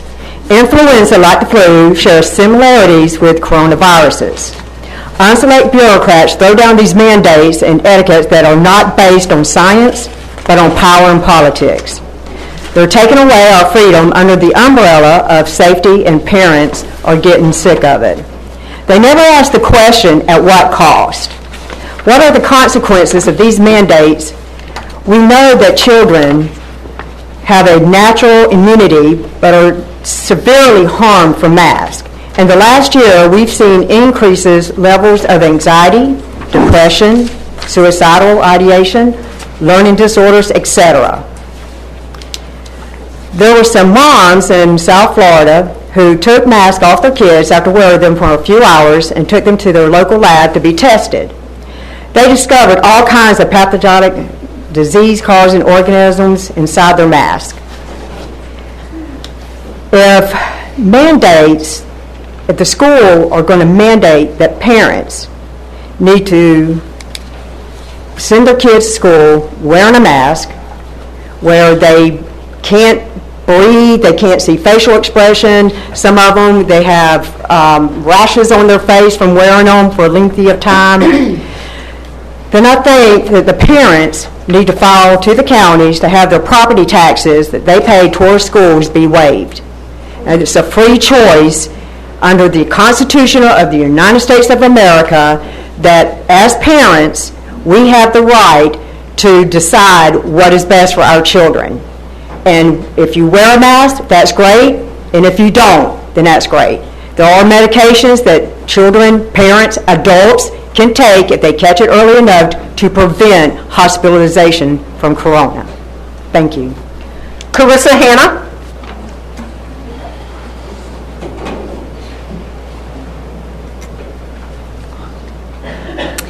Hi, my name is Carissa Hanna. My address is 95490 Hanover Court, Fernandina. Have you ever said that I connected with that person? I feel for that person. I can feel the tension in the air. The energy in the room is unbelievable. We can feel the sunlight through the window. Do you believe the full moon affects people? We are made of energy. The mask is not protecting our children. It is harming their energy. It is dehumanizing them. With the mask, you're taking away their unique energy and facial features. The mask is not supporting or helping our children to connect with their peers. I'm building strong children, and I refuse to allow you to suppress my little walking, talking, smiling energy sources with your mask that has no protection. I put my trust in you to leave this mask option in the parents' hands. I am disappointed that you guys are already toying with our emotions and our children. I do not co-parent with anyone in this room. You focus on teaching my children, and I will focus on keeping my children healthy with exercise, nutrition, supplements, and bi-weekly chiropractor visits. This is something that we do bi-weekly. Unless you want to start paying for these things, you have no say in my child's health. Adults can get vaccinated, and children are not dying from COVID. We need to stop the madness. Nothing stops the spread, not even the vaccine. Vaccinated teachers do not stop the spread. I am Carissa Hanna, and we are strong in numbers. Respectfully, this may not be our last meet and greet. Thank you. Cassie DeStefano? Cassie or Casey? It's Casey.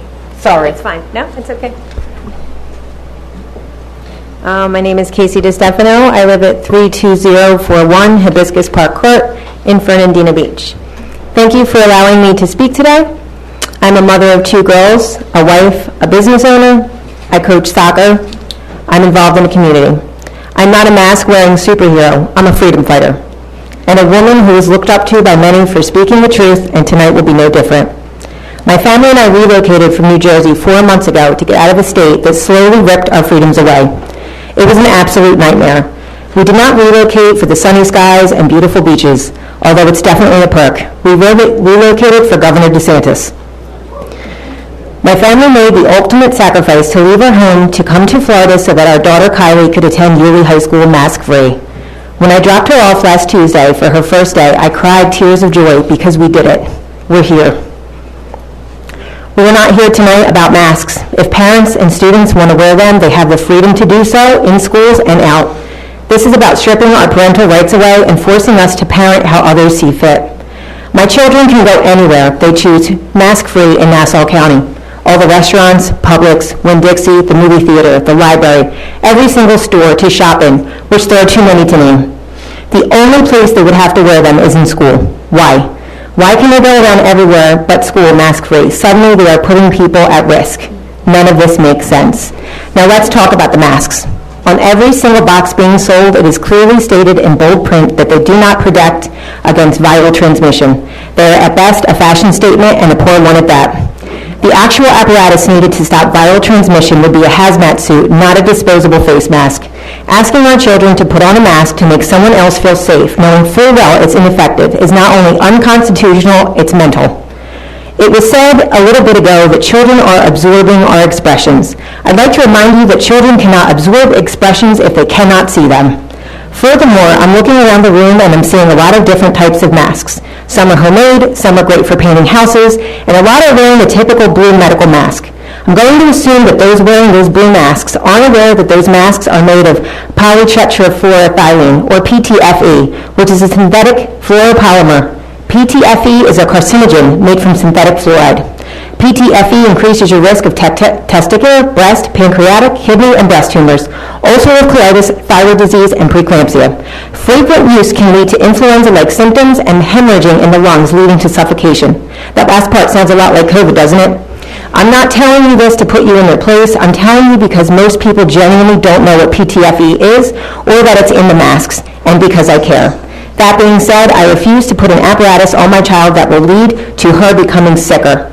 If some parents want their children in masks, then go for it. I respect their decision as they see fit. Although I will never understand their decision, we are not here to stop them.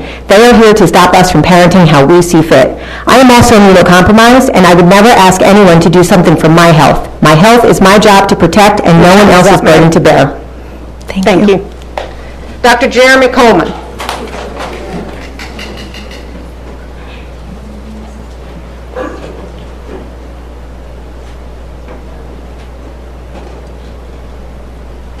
Good evening.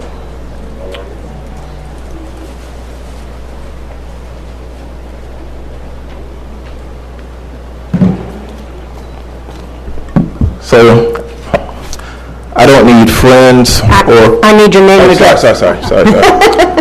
Jeremy Coleman, address is 96559 Calhoun Road, Fernandina Beach, Florida. So, I don't need friends or votes. I'm a Nassau native. For those that don't know me, I went to the 4th ranked medical school in the United States, and I'm just here to do the right thing. You know, the misinformation I hear tonight is deadly, and it's actually disrespectful to a lot of the healthcare workers that have sacrificed their lives for 18 months. But tonight, it's not about white or black. It's not about red or blue.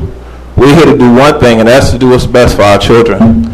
My esteemed colleagues have laid out the latest statistics and evidence-based recommendations, and it's clear that Delta is everywhere. It's 1,000 times more transmissible than previous variants, and it's dangerous. It's clear that masks, social distancing, and vaccines are effective and provide the best chance of emerging from this pandemic. It is clear that children are not invincible, and it is essential that we act in the best interest of our children, period. You know, most of us were born with 5 senses. With COVID, we expected some to lose their sense of smell and taste. But I did not expect for so many of us to lose the ability to see clear data and the impact that COVID has had on so many lives. Prior to COVID, I didn't expect so many people to lose their ability to hear. Leading researchers, epidemiologists, and medical doctors. Sometimes I feel that we are at risk of losing the last sense we have, and that's the one to feel. Where is our empathy and reasonability when it comes to protecting our fellow men? Liberties can go only so far until you infringe upon another person's health, safety, and well-being. If we all open our eyes, our ears, and our heart, we all know what's scientifically proven to be best for these kids. And so I request the following. Transparency and reporting. Inform parents of case numbers at local schools, middle schools, football teams, already in quarantine. Let folks know that. Mask mandates for students, teachers, and staff with opt-outs for medical reasons would be my preference. Reinstate safety measures, such as partitions in the lunchrooms and the classrooms. And if an unmasked child cannot be effectively socially distanced, consider blocked or staggered scheduling or virtual learning for on-site instructors. Please pass safety measures. And do not fear threats of defunding our children's education. And if you are personally affected, you guys, I believe several taxpayers in Nassau County will find a way to show our gratitude. And so, to the board, proceed with character, conscience, and competence. John Foss. Yeah, I said it, and I mean it. Board, Again, we will not speak from the floor. Yeah, I said it. One more time, and I'll be asking you to leave. Thank you for the opportunity to speak tonight. My name is John Foss. I am new to the area, a lifelong resident of Northeast Florida, minus the 8.5 years I spent serving our country in the United States Army, 4 combat deployments, 2 to Iraq, 2 to Afghanistan, 51 months in total, training the Afghan National Army and the Afghan National Police. You may ask, why is that important tonight? I'll tell you why it's very important. First, very quickly, 75481 Sunbury Drive, 32097. I'm so new I had to write it down. I'm sorry to have interrupted. That's okay, thank you. We're required. It's important because I've spent the last several days consoling many of my colleagues from the military over what they're seeing unfold overseas. And the one line I've given them time and time again is, you did what you were supposed to do, but we knew all along they were not going to participate. They didn't have the stones to stand up for what they needed for their country. And I woke up this morning with no intention to speak tonight. But I can't give that same advice and looked at the people I trained years ago with just disgust if I'm not willing to stand up and speak tonight. So I'm not here to talk about studies and everything else. There's plenty of those to go around. For every epidemiologist and peer-reviewed study you throw at me, I can throw out one that says the other way. Right? So it is political. Science is out the window in this aspect when you look at it. The fact that people are being silenced when they try to speak out. They're not able to speak freely. I want to ask you, what constitutes a mask? We've talked about it a little bit tonight. Are those masks blue, cloth, a t-shirt sleeve, a bandana from the dollar store? What is a mask? That's an important question, isn't it? If we're going to talk about mandating masks on top of our children, isn't it important to know they're providing the safety that we seek? If you're not going to assign someone to inspect every child that's mandated a mask to make sure that they're effective, the right material, the right type of mask to prevent against this, then this is nothing more than a gesture to appease someone. So if you're going to mandate masks, darn sure make sure you mandate the right kind. Or don't do it at all. It's a parent's right to choose. No half measures are going to work. That's not what we're here for.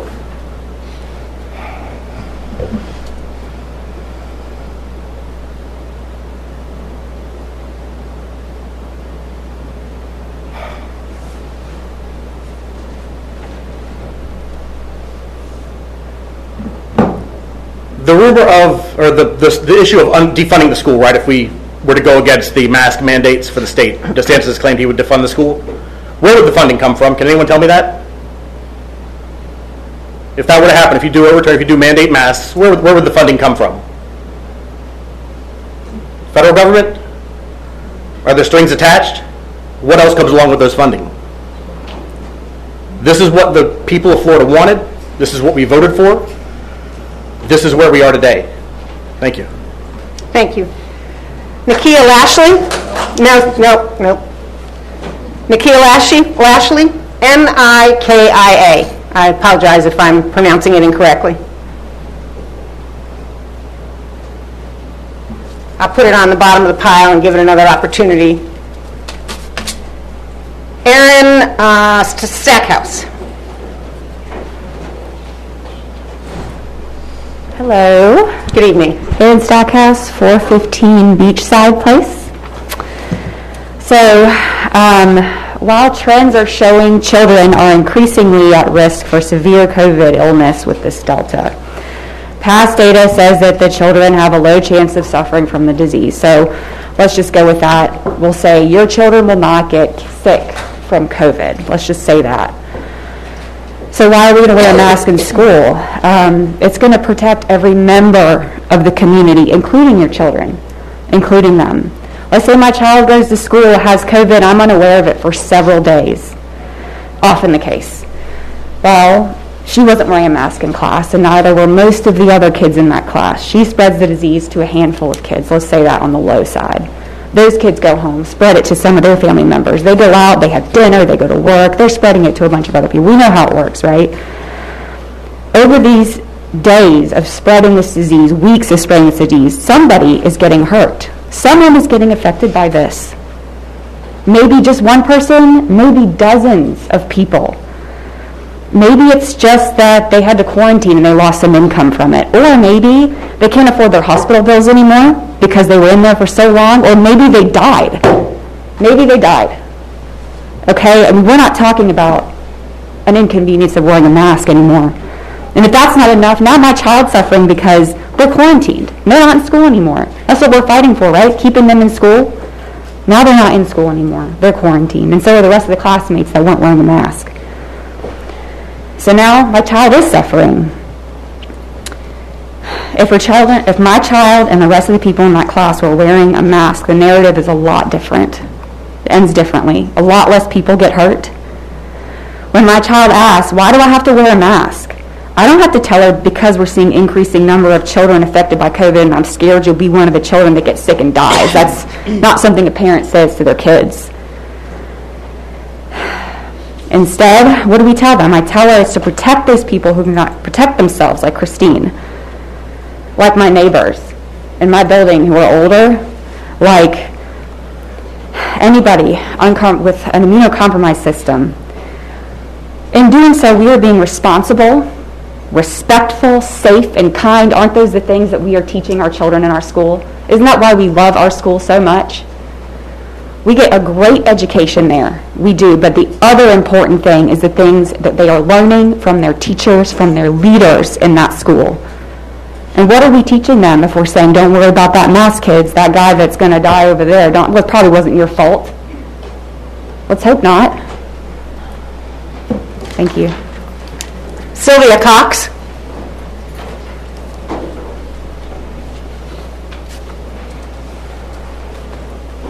Sylvia Cox, 709 South 14th Street, Fernandina. Will you pull the mic down so that it can be recorded? Thank you, ma'am. This is a little bit interesting going towards the end of tonight because I had some things written down that I want to talk about that's definitely already been covered. One thing that I do want to point out is, as far as I know, only two people who spoke tonight are actually local healthcare professionals, Miss Amelia and Jeremy, and both of which have recommended the kids wear masks due to the research and the studies and the local statistics, not what's going on in the state, but the local statistics. I also wanted to point out, I do feel for the parents with children with autism. My son also has autism. However, he also has Wolff-Parkinson-White syndrome, which is a heart defect from birth. However, we had an 8-hour procedure 2 years ago to fix a heart defect that puts him at high risk. So I'm kind of on both ends there where, when he goes to school, he doesn't want to wear his tennis shoes because he doesn't like the way they feel, but the school still makes him come in there and wear his shoes. And also, the parents who are sitting here concerned saying we're affecting their rights, I mean, the schools already tell us how our children have to dress. They already tell us how our children have to behave, what they can eat at school. Why are we so concerned that we're losing any more rights? Was it just an illusion that we had them to start with? I mean, I'm sorry, but that comes from both sides here, realistically. My main concern is that if we give an opt-out option here, it needs to not include areas of extremely close contact. For example, my son's on a bus that's so overcrowded, they're sitting 3 to a seat and no one's wearing a mask. Maybe we can have an opt-out option when the kids can properly socially distance, but what about when they're sitting on top of each other and can't, and my son, who's at high risk, is not protected? So I just think that that needs to be taken into consideration tonight. Thank you. Thank you. Ken Timmerman?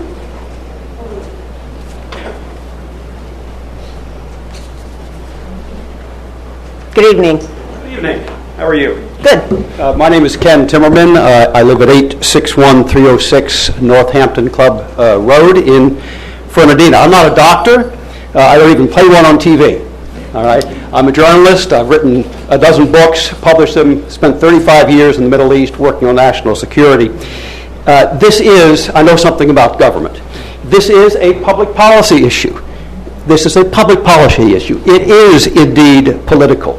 When there's so much dispute and so little facts, the responsible thing is to err on the side of liberty, not restrictions. You can't protect your kids from everything. You can't protect yourself from everything. We've never required masks to prevent the flu, which is far more contagious than COVID, and just as dangerous for older family members. I can tell you that. What we are showing our children, people have asked, what are we showing our children? What are we teaching our children? We're wearing a mask of fear. That's what we're teaching our children. I think we should remember that. Government can't protect every citizen from every danger, and especially can't protect some by imposing dangerous mandates on all. We've never quarantined the healthy in history, ever. Not in 1918, not with the swine flu, not with any other pandemic. There are no studies showing it's effective, that masks are effective. If there were, we would be hearing about them every single day. The media wouldn't let you forget it. There are no studies that show that masking children or masking in schools is effective. Look, I'm going to tell you a quick story. I just returned from Sweden. Sweden is the mass test case that shows you how effective lockdowns are, how effective mask mandates are, how effective social distancing is. They've had no lockdown in Sweden. There is no mask mandate. You can go into any store. Kids are going to school. They've been going to school all through the pandemic. Sweden has a lower death rate per million than the United States. They have fewer deaths per million than France, which had lockdowns, than Germany, which had lockdowns, than Belgium or the United Kingdom. What do the Swedes do? They don't wear masks. They practice social distancing. Now, look, Swedes invented social distancing, all right? It's very difficult to get Swedes kind of warm and fuzzy unless they're between 16 and 24 years old and it's midsummer and they've had a bottle of aquavit. All right. But they do practice social distancing. It works. And most importantly, here's the thing that you can look at, because you can compare Sweden to the rest of these countries.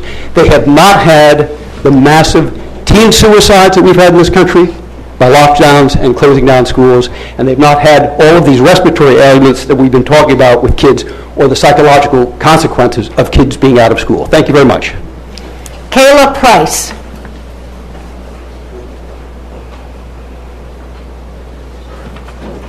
Good evening. Hey, I'm super nervous, guys. My name's Kayla Price. I live at 44689 Woodland Circle, Callahan, 32011. I am a mother of 4, and I'm also a leader at Callahan Little League, a respected leader. I work with many, many children. My kids do, 2 of 4 kids do attend Nassau County schools. I'm here to fight not only for my children, but for all other children in our county. These people are going to argue that masks should be mandated due to science. Might I say there have been 0 studies or proof that masks stop the spread of COVID, but there are several studies that show they do harm individuals. Neurosurgeons report that there are very serious side effects to prolonged wearing of masks. Headaches, increased airway resistance, carbon dioxide accumulation, hypoxia, which, if you don't know what hypoxia is, an absence of enough oxygen in tissues to sustain bodily functions. They've also been linked to reducing your natural immunity. And guess what you need to fight any disease, virus, or infection? Immunity. It is what God created us to have to fight off all of these viruses and infections.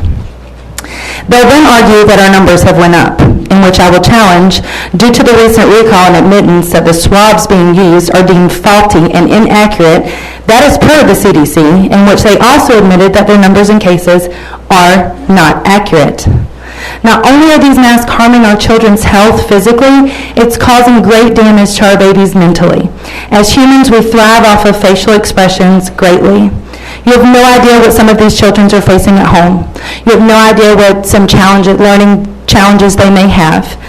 You have no idea what going to school and being able to see a smile or a joy on somebody's face does for them.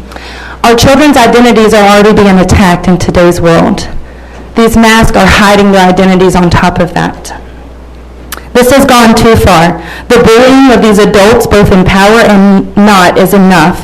You are robbing these children of their childhood and trying to rob parents of their God-given rights.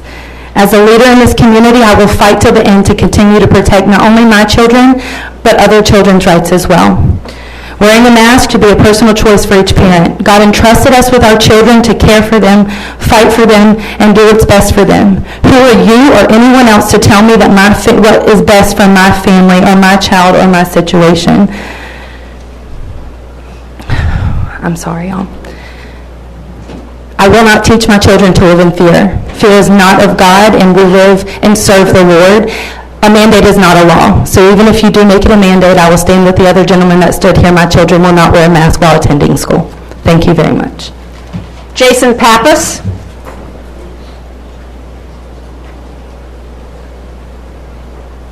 Good evening. Name and address for the record, please. My name is Jason Pappas, and I live at 86029 Sinatra Street in Yulee, if I pronounced it right. I just moved here from the Savannah market, and I couldn't get here quick enough. I mean, it's absolute insanity everywhere, and it's way more contagious than the Delta variant. It's fear. Look at what happened over in the Middle East. I mean, was that common sense, or was that just fear? Let's just drop everything and run. So, I mean, what are we going to do now? We're going to do that here? Well, I moved here and I got way too much at stake. And I think a lot of other people do too. And I think the school does. So when you want to talk about mask mandates, just consider this. I'm going to be standing in your way. I got plenty of money and I can make it stink. I will report everything that happens. I will send my kids to school with recording devices. That's a promise. That's all I have. Jessica wrote, no, sir. Good night. Jessica Rosemeyer. Good evening. How are y'all doing tonight? Good. Sounds like y'all are having a blast. I've had better. My name is Jessica Rosemeyer. I live at 85050 Phillips Road, Yulee, Florida 32097. I am not here to say there's not a virus. I'm not here to say that I don't appreciate my law enforcement officers, the medical people that are, nurses and doctors that are taking care of everybody right now, my teachers. I love Yulee primary teachers. I love Yulee middle teachers. I love Yulee high teachers. I am very hands-on mom. I love being at school. I haven't been able to be at school at all the last year. We're not allowed there. So we followed the directions of wearing a mask last year. There were some school closures, because some kids got sick. I didn't hear of any terrible deaths or anything. That doesn't mean there's not. But I'm just saying, it's 1 week into school. We're in the second week right now. What are you seeing that we need to make this change immediately? I know that the numbers are saying that they're going up, but have we seen anything in the schools as of right now, today, that you need to make this change right now? And now we're hearing that opting out isn't really flying with everybody because My kids, I mean, I have one that had RSV when she was younger. She gets headaches so bad when she wears these masks. Like, she is miserable going to school. She fights me every day going to school. And VPK wasn't bad. You know, she would go. She loved it. But now with the mask mandates, and she has a little bit of a dyslexia, and learning this year was extremely hard. You can't physically see what the teacher is trying to teach. You can't understand what they're saying half the time. You have a mask on your face, and that's okay. If you want to wear it, fine. You know, I'm hands-on enough to where if the teacher wears her mask and I need to do my own stuff at home to help my child succeed, that's fine. But I'm saying my child is not going to wear a mask at all.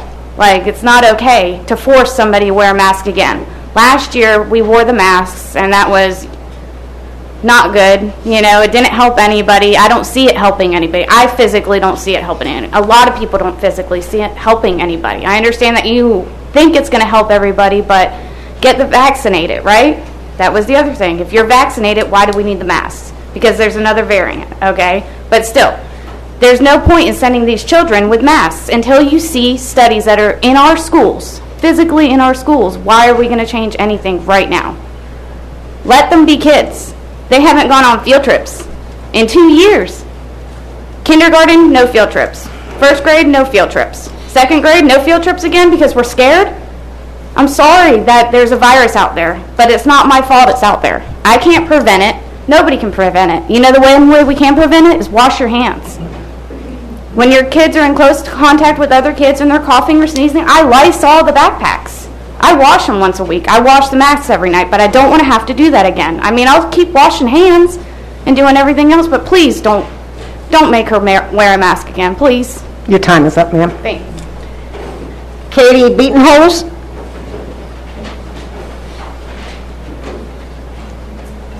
Katie, did I come close? Did I? Got it perfect. Okay. Most people don't. I'm on a roll. So my name is Katie Beaton, 1605 Highland Street, Fernandina. I'm actually a physician. I'm a pediatric anesthesiologist, and I work this whole area up into southeast Georgia. So I didn't actually plan a speech. I wanted to come and hear what people were saying, just so then I could see what the issues are. And I think what I've taken from the night is there's two measures that we can take right now to fight COVID. The first is getting vaccinated, which unfortunately our children 12 and under can't have. So that makes them a very vulnerable group. The second is wearing a mask. There actually is evidence for mask effectiveness. I really, as a physician, hate Google. So I really would encourage people to stay away from Google. If you want to see good studies, PubMed.gov, it's the NIH's website. You can actually read medical studies on everything we've talked about. Don't go to Google. I'm an anesthesiologist. My job is to measure oxygen saturation and entitled carbon dioxide. So I get it. Actually, there's been studies that show that masks do not decrease either, and they've done these in children less than 2 years old.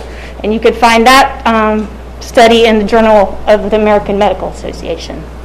So they've done studies with surgeons wearing N95 masks for 4 hours to 8 hour surgeries, and they have shown no clinical drop in entitled carbon dioxide or oxygen saturation levels.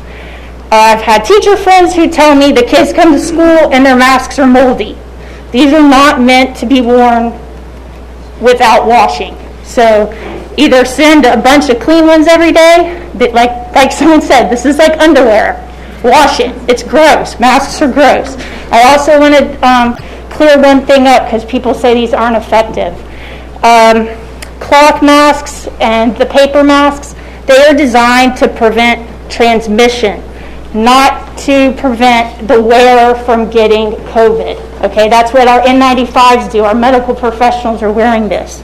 So, as a teacher, or maybe someone that that can potentially spread this to our young children, it's important that we're preventing the transmission. So that's all we're asking, is we'd like to prevent the transmission of COVID to our vulnerable population. And then lastly, I know it's a political issue, but it really shouldn't be. It is a public health issue. We make rules for speed limits. We're not taking away your freedom by putting a speed limit on the road. We're helping others. We're not taking away your freedom by saying you can't smoke indoors. We're protecting those that it affects. Thank you. Thank you. Jess Sharp.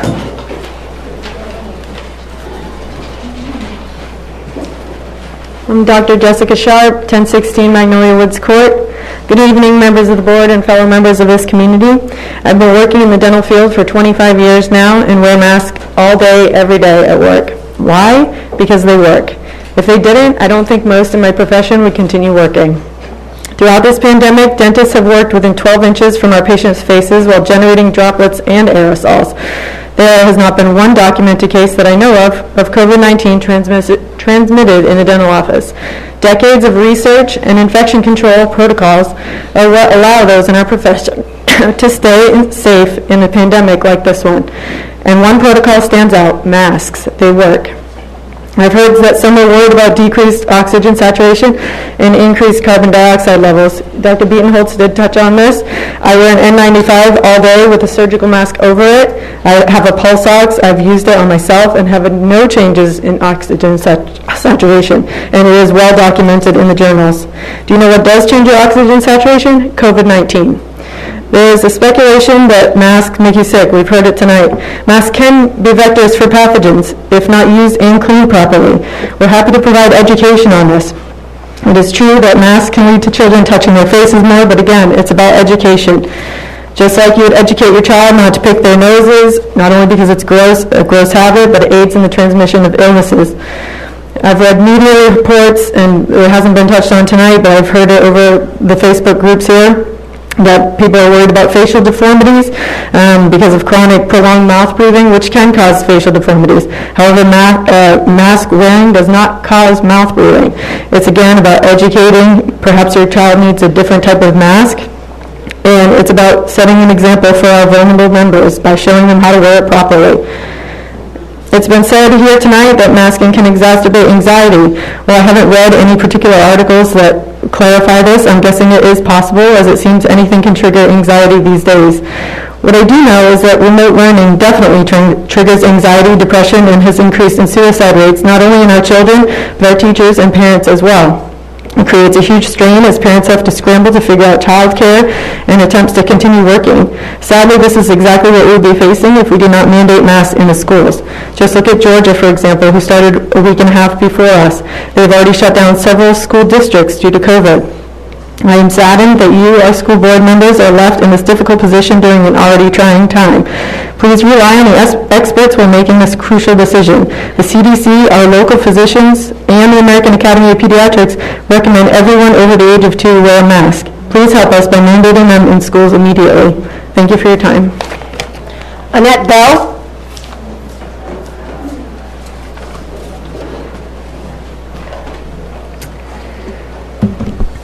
Hi, Annette Bell, 1814 Highland Drive, Fernandina Beach, Florida. Excuse me.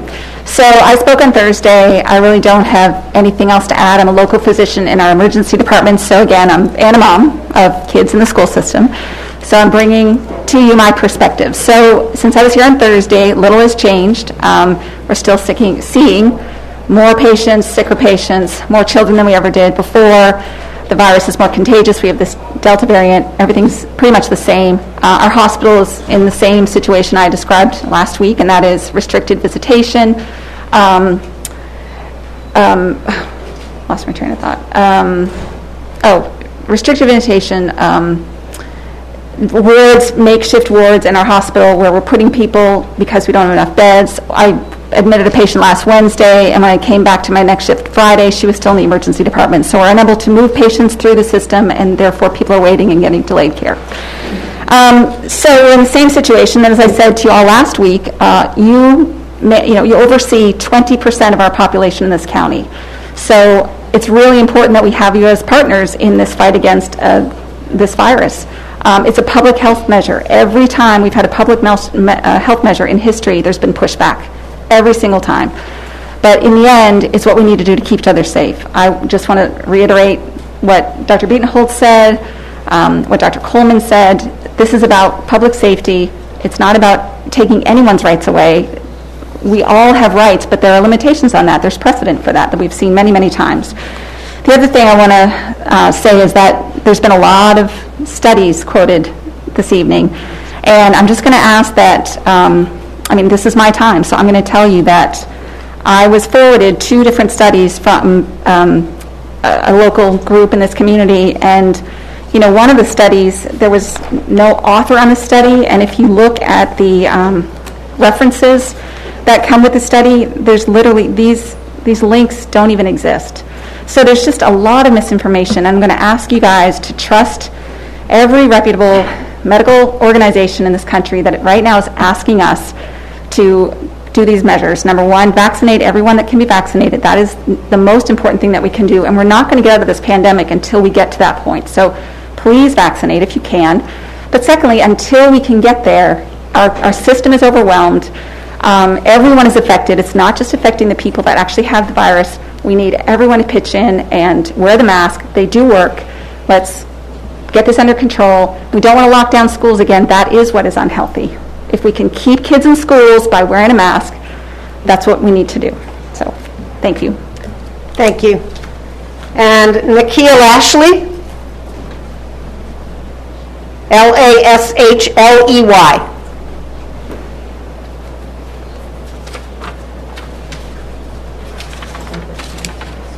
Connie, do you have more? We'll make this last call. Point of order.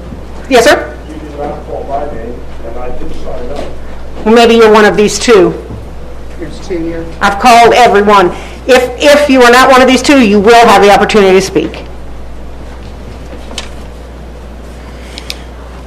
I've got Danielle Williams.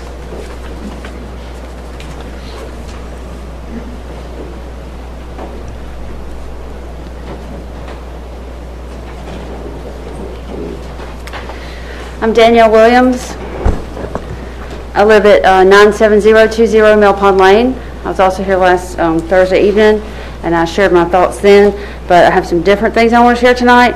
There were some questions about what's different in our school this year than last year. I pulled from the school board's website, been watching for the numbers to come up, updated.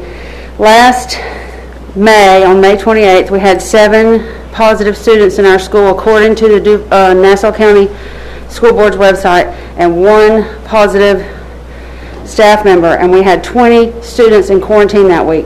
This week, after only being in school 5 whole days, we have 289 kids in quarantine, 7 positive staff members, and 20 positive students. And I would like to say, out of those 289, that's not necessarily, that doesn't count all the positive cases are going to be, because all those people haven't had time to go home and count their days and go get their test.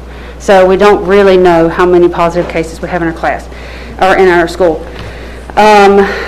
Also, I've heard a lot of talk about parents saying, how uncomfortable their children are in masks, and I want to give this side of the parent's perspective. We've heard from the medical community. We already know what science says about it, and science is not out of the window. We absolutely do need to listen to science. If anybody here's child got very sick, or if their self or their family member got sick, they would run right out to the doctor and be like, please help me. So my son played summer basketball this summer. He wore a mask for an hour every practice. He wore a mask for the entire game on Saturday, which is close to an hour.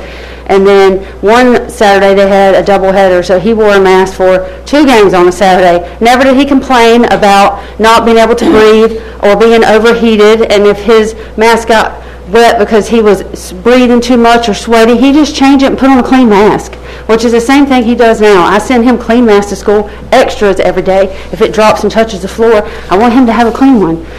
As far as people not having fresh, clean masks for school, the school provides masks. I know the teachers that I have this year and last year have them in their classroom. So if there's any problem with people needing a mask or not being able to get their kid to school with a clean mask that day, they just have to ask and they're available. I want to address this, your child, your choice, my child, my choice. When the choice for every child in the classroom, and in my son's class, there's 2 kids that wear masks, and when the choice is made for those kids that go in there without masks, my choice is taken away. Now, my son is rebreathing the same air with all those other kids, and at our school this week, there was a lot of quarantining happening, and I'm lucky so far he hasn't been quarantined, and he does wear his mask, but his mask is protecting all the people around him. So nobody, not even the adults, are wearing masks to protect my son from getting COVID. And it's not for me just about him being in school. I want him to be there, that's great. I want him to get a good education, but I don't want my son to get COVID. Your time is up, ma'am. We're going to go with Kathy Fisher, and then, sir, you will be next. I apologize for the oversight. I'm not sure what happened, but thank you for speaking up. Kathy Fisher? She's coming. Okay, take your time.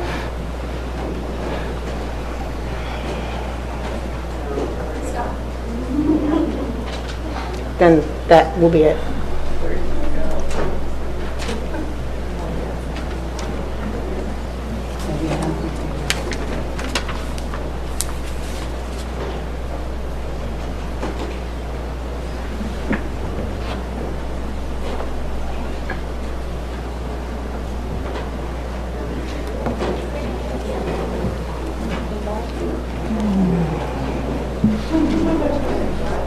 Maybe we can go to the next one.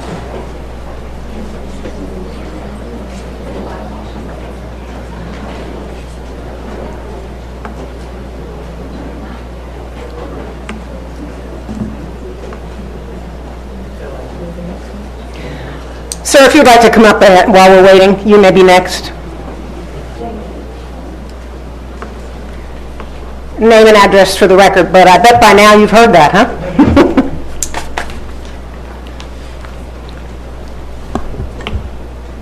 My name is Robert Seal. I live at where do I live? Palm Garden Drive in Fernandina Beach. It's been a long time since I've been to a school board meeting, and I must say things have changed. I noted that we did not start the meeting with a pledge of allegiance to our flag. We do our regular meetings, sir. This was a special meeting. I would say it was anything but special. We still do live in America. And I want to remind you all that you are public servants and serve at the pleasure of the public. And I'm not going to cite statistics or studies. Maybe most of us have seen, excuse me, have seen last Wednesday's news leader. Look at the picture on the front page. Look at the smile on that young man's face. He's happy. He's happy to be going back to school. He's happy not to be wearing a mask. A follow-up to that was a full page of photos of more of our children smiling, not wearing masks. I don't have a child or even a grandchild in our schools. But please, do not abuse our children by forcing them to wear masks. And I want to apologize, the Pledge of Allegiance to each and every one of you. We do say the pledge before every meeting, and I might have let my anxiety over this evening overcome me, so I apologize. I will take the complete blame for that. Kathy Fisher.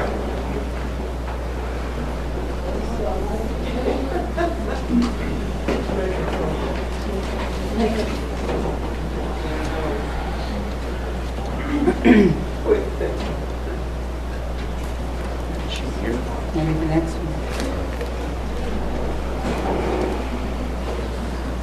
But we'll go to the next one, Julie Lamond.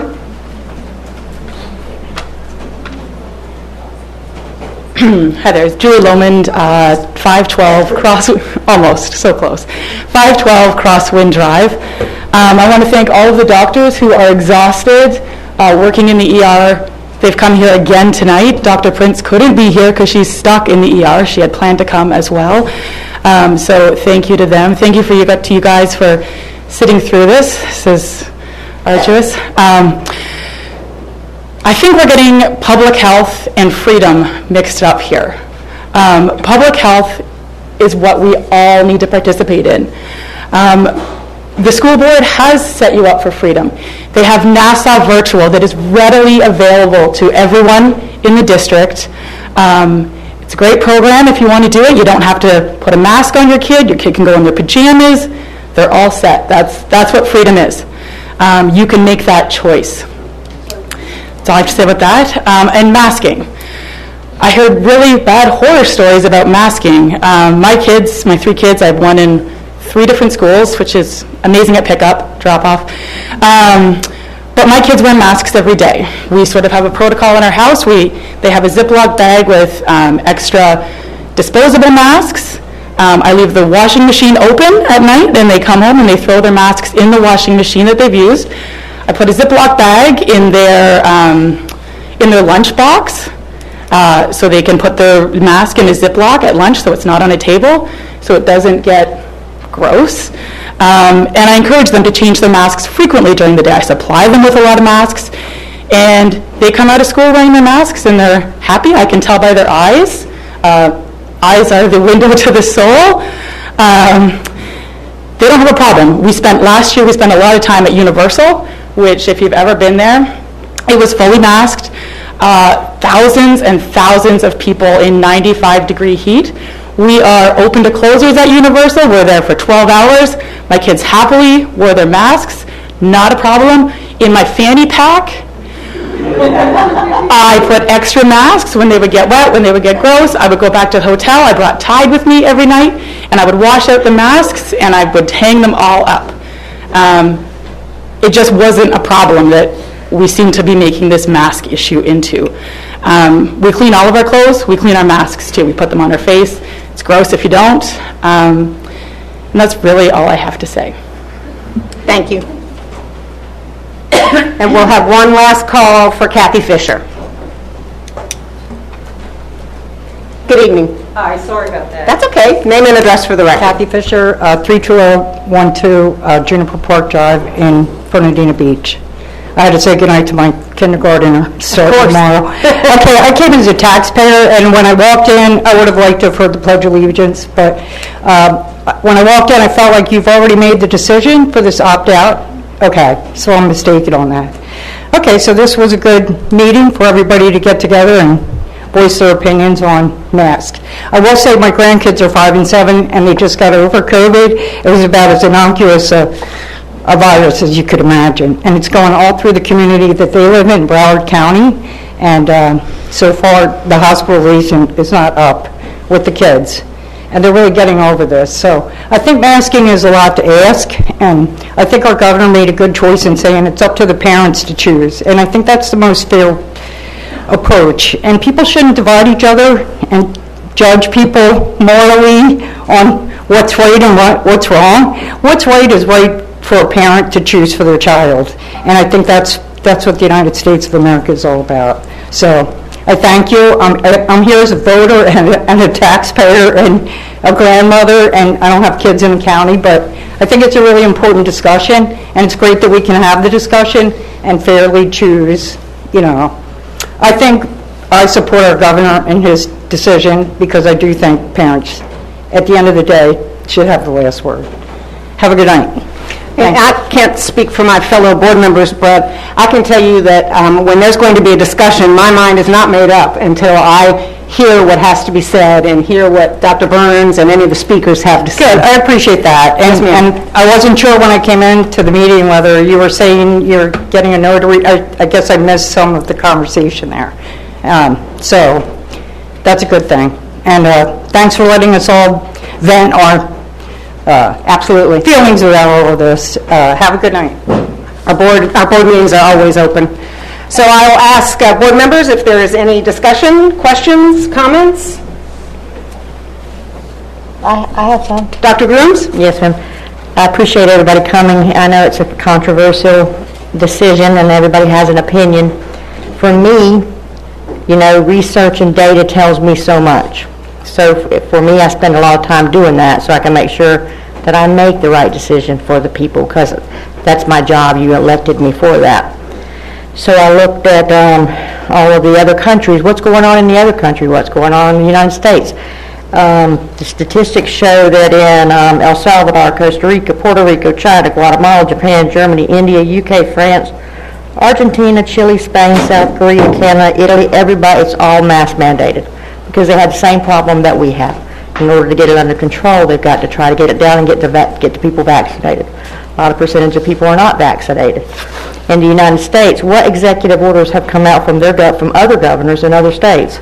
Alaska, Arizona, California, Connecticut, Hawaii, Illinois, Kentucky, Louisiana, Minnesota's two largest districts, Nevada, New Hampshire, New Mexico, New York, Oklahoma, Pennsylvania, Rhode Island, Utah, Virginia, Washington, Idaho, Indiana, Maryland, Mississippi, Nebraska, New Jersey, all have mask mandates in their states. There are a couple states that have allowed districts to have that, Colorado, Georgia, Missouri, and then the no mask mandate, Florida, Massachusetts, Michigan, and I didn't get to the rest of them. So I want to know what's going on out there in the world too, because it's bigger. It is us, it is you, it is your kids, but it is the entire country. It's the world, this pandemic. So then we ask ourselves, well, what do they say about the data? What does the American Academy of Pediatrics say? Because that is a scientific research-based organization that you can depend on. And it does say that we strongly endorse the use of safe, effective infection control procedures to protect children and adolescents. During the COVID-19 pandemic, effective infection prevention and control requires the correct and consistent use of well-fitting face masks. Now that is true, well-fitting face masks. And that may be something that we have to look at. Face masks should fit over the mouth and nose and fit snugly along the side of the face without any gaps. And people have made comments about the mask. This you can find on the American Academy of Pediatrics, and it's very important. The second thing I learned while I was in a conference, phone conference today, was listening to Richard Cochran from the Department of Education. He said we are supposed to follow the guidelines of the State Surgeon General. That is an organization. He is the man to talk, that he was going to put out what is correct if you follow his guidelines. So for me, I'm doing the very best I can to make the decision, and I want you to know that I'm not just sitting up here. I'm doing my research, I'm studying, I'm trying to make sure I make the right decision. Any other questions or comments from the board? Ms. Cook. So I did my best to read all of the emails, but I got overwhelmed since our last meeting and couldn't, if you sent something, I tried to get through many of them and just wasn't able to do it. And I've gone back and forth tonight because I've read what people have sent. I have relatives that are in emergency room. They are exhausted. They're overwhelmed, but I have my niece lives in Maryland, and she is deathly afraid. She's an emergency room nurse. She is deathly afraid that they're going to shut her school down again. And she put her daughter in private school last year because, just like y'all have been saying, she needed that contact. She had to have the speech. She had to have that interaction to know what she was doing was right. And she's just afraid. Maryland has now put the mandated mask back. So my sister and all of her family are having to wear the mask again. It's a very difficult decision. When I go to work, I sat in my mask all day today. Because if I go to work, I have to wear my mask when I'm there. And I don't work in the health field. That was what I was told to do if I needed to be in the office. So I wore my mask. And to be very honest, I'm still struggling. But I have to listen to the heartfelt information that Dr. Coleman, Dr. Beatonholtz, and Dr. Bell are giving us as to what they are seeing day to day. But yet we've got the opt-out. So I realize Mr. Johnson feels like that we're invading his children's rights. So I'm sorry for that.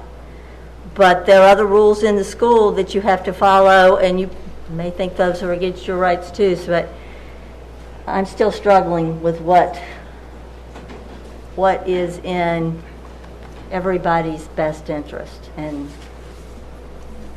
I'll probably make my decision as we actually call for the vote. Well, we're about to do that. Yes, I know. Dr. Burns wants to speak. Dr. Burns.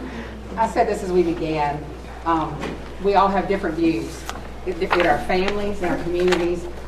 This is a topic that many of us disagree on, no matter where you're at. We try to avoid talking about it in our larger circle of our families, in our family, because there's a difference of opinion. But I want to say this.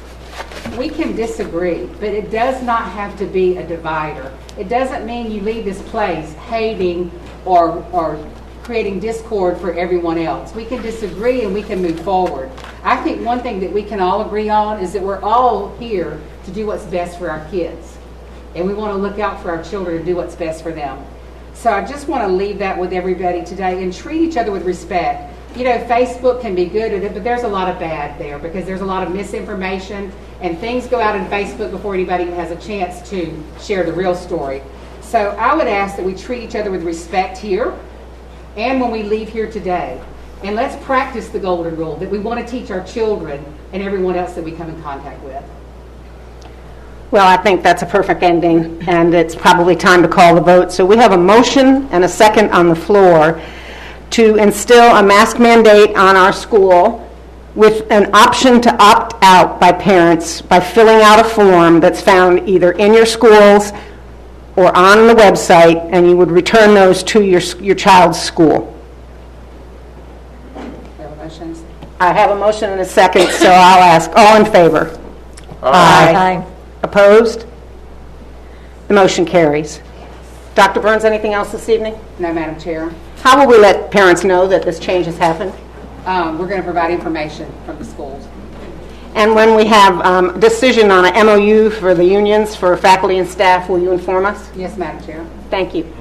Anything else from the board? Ms. Braddock? I'd like to say thank you. I'd like to say I'm sorry for any of your children who are sick. I know what it's like to lose a loved one from COVID. I have a lot of grandchildren. Well, I've got 4 children and about 11 last count grandchildren. They all have to go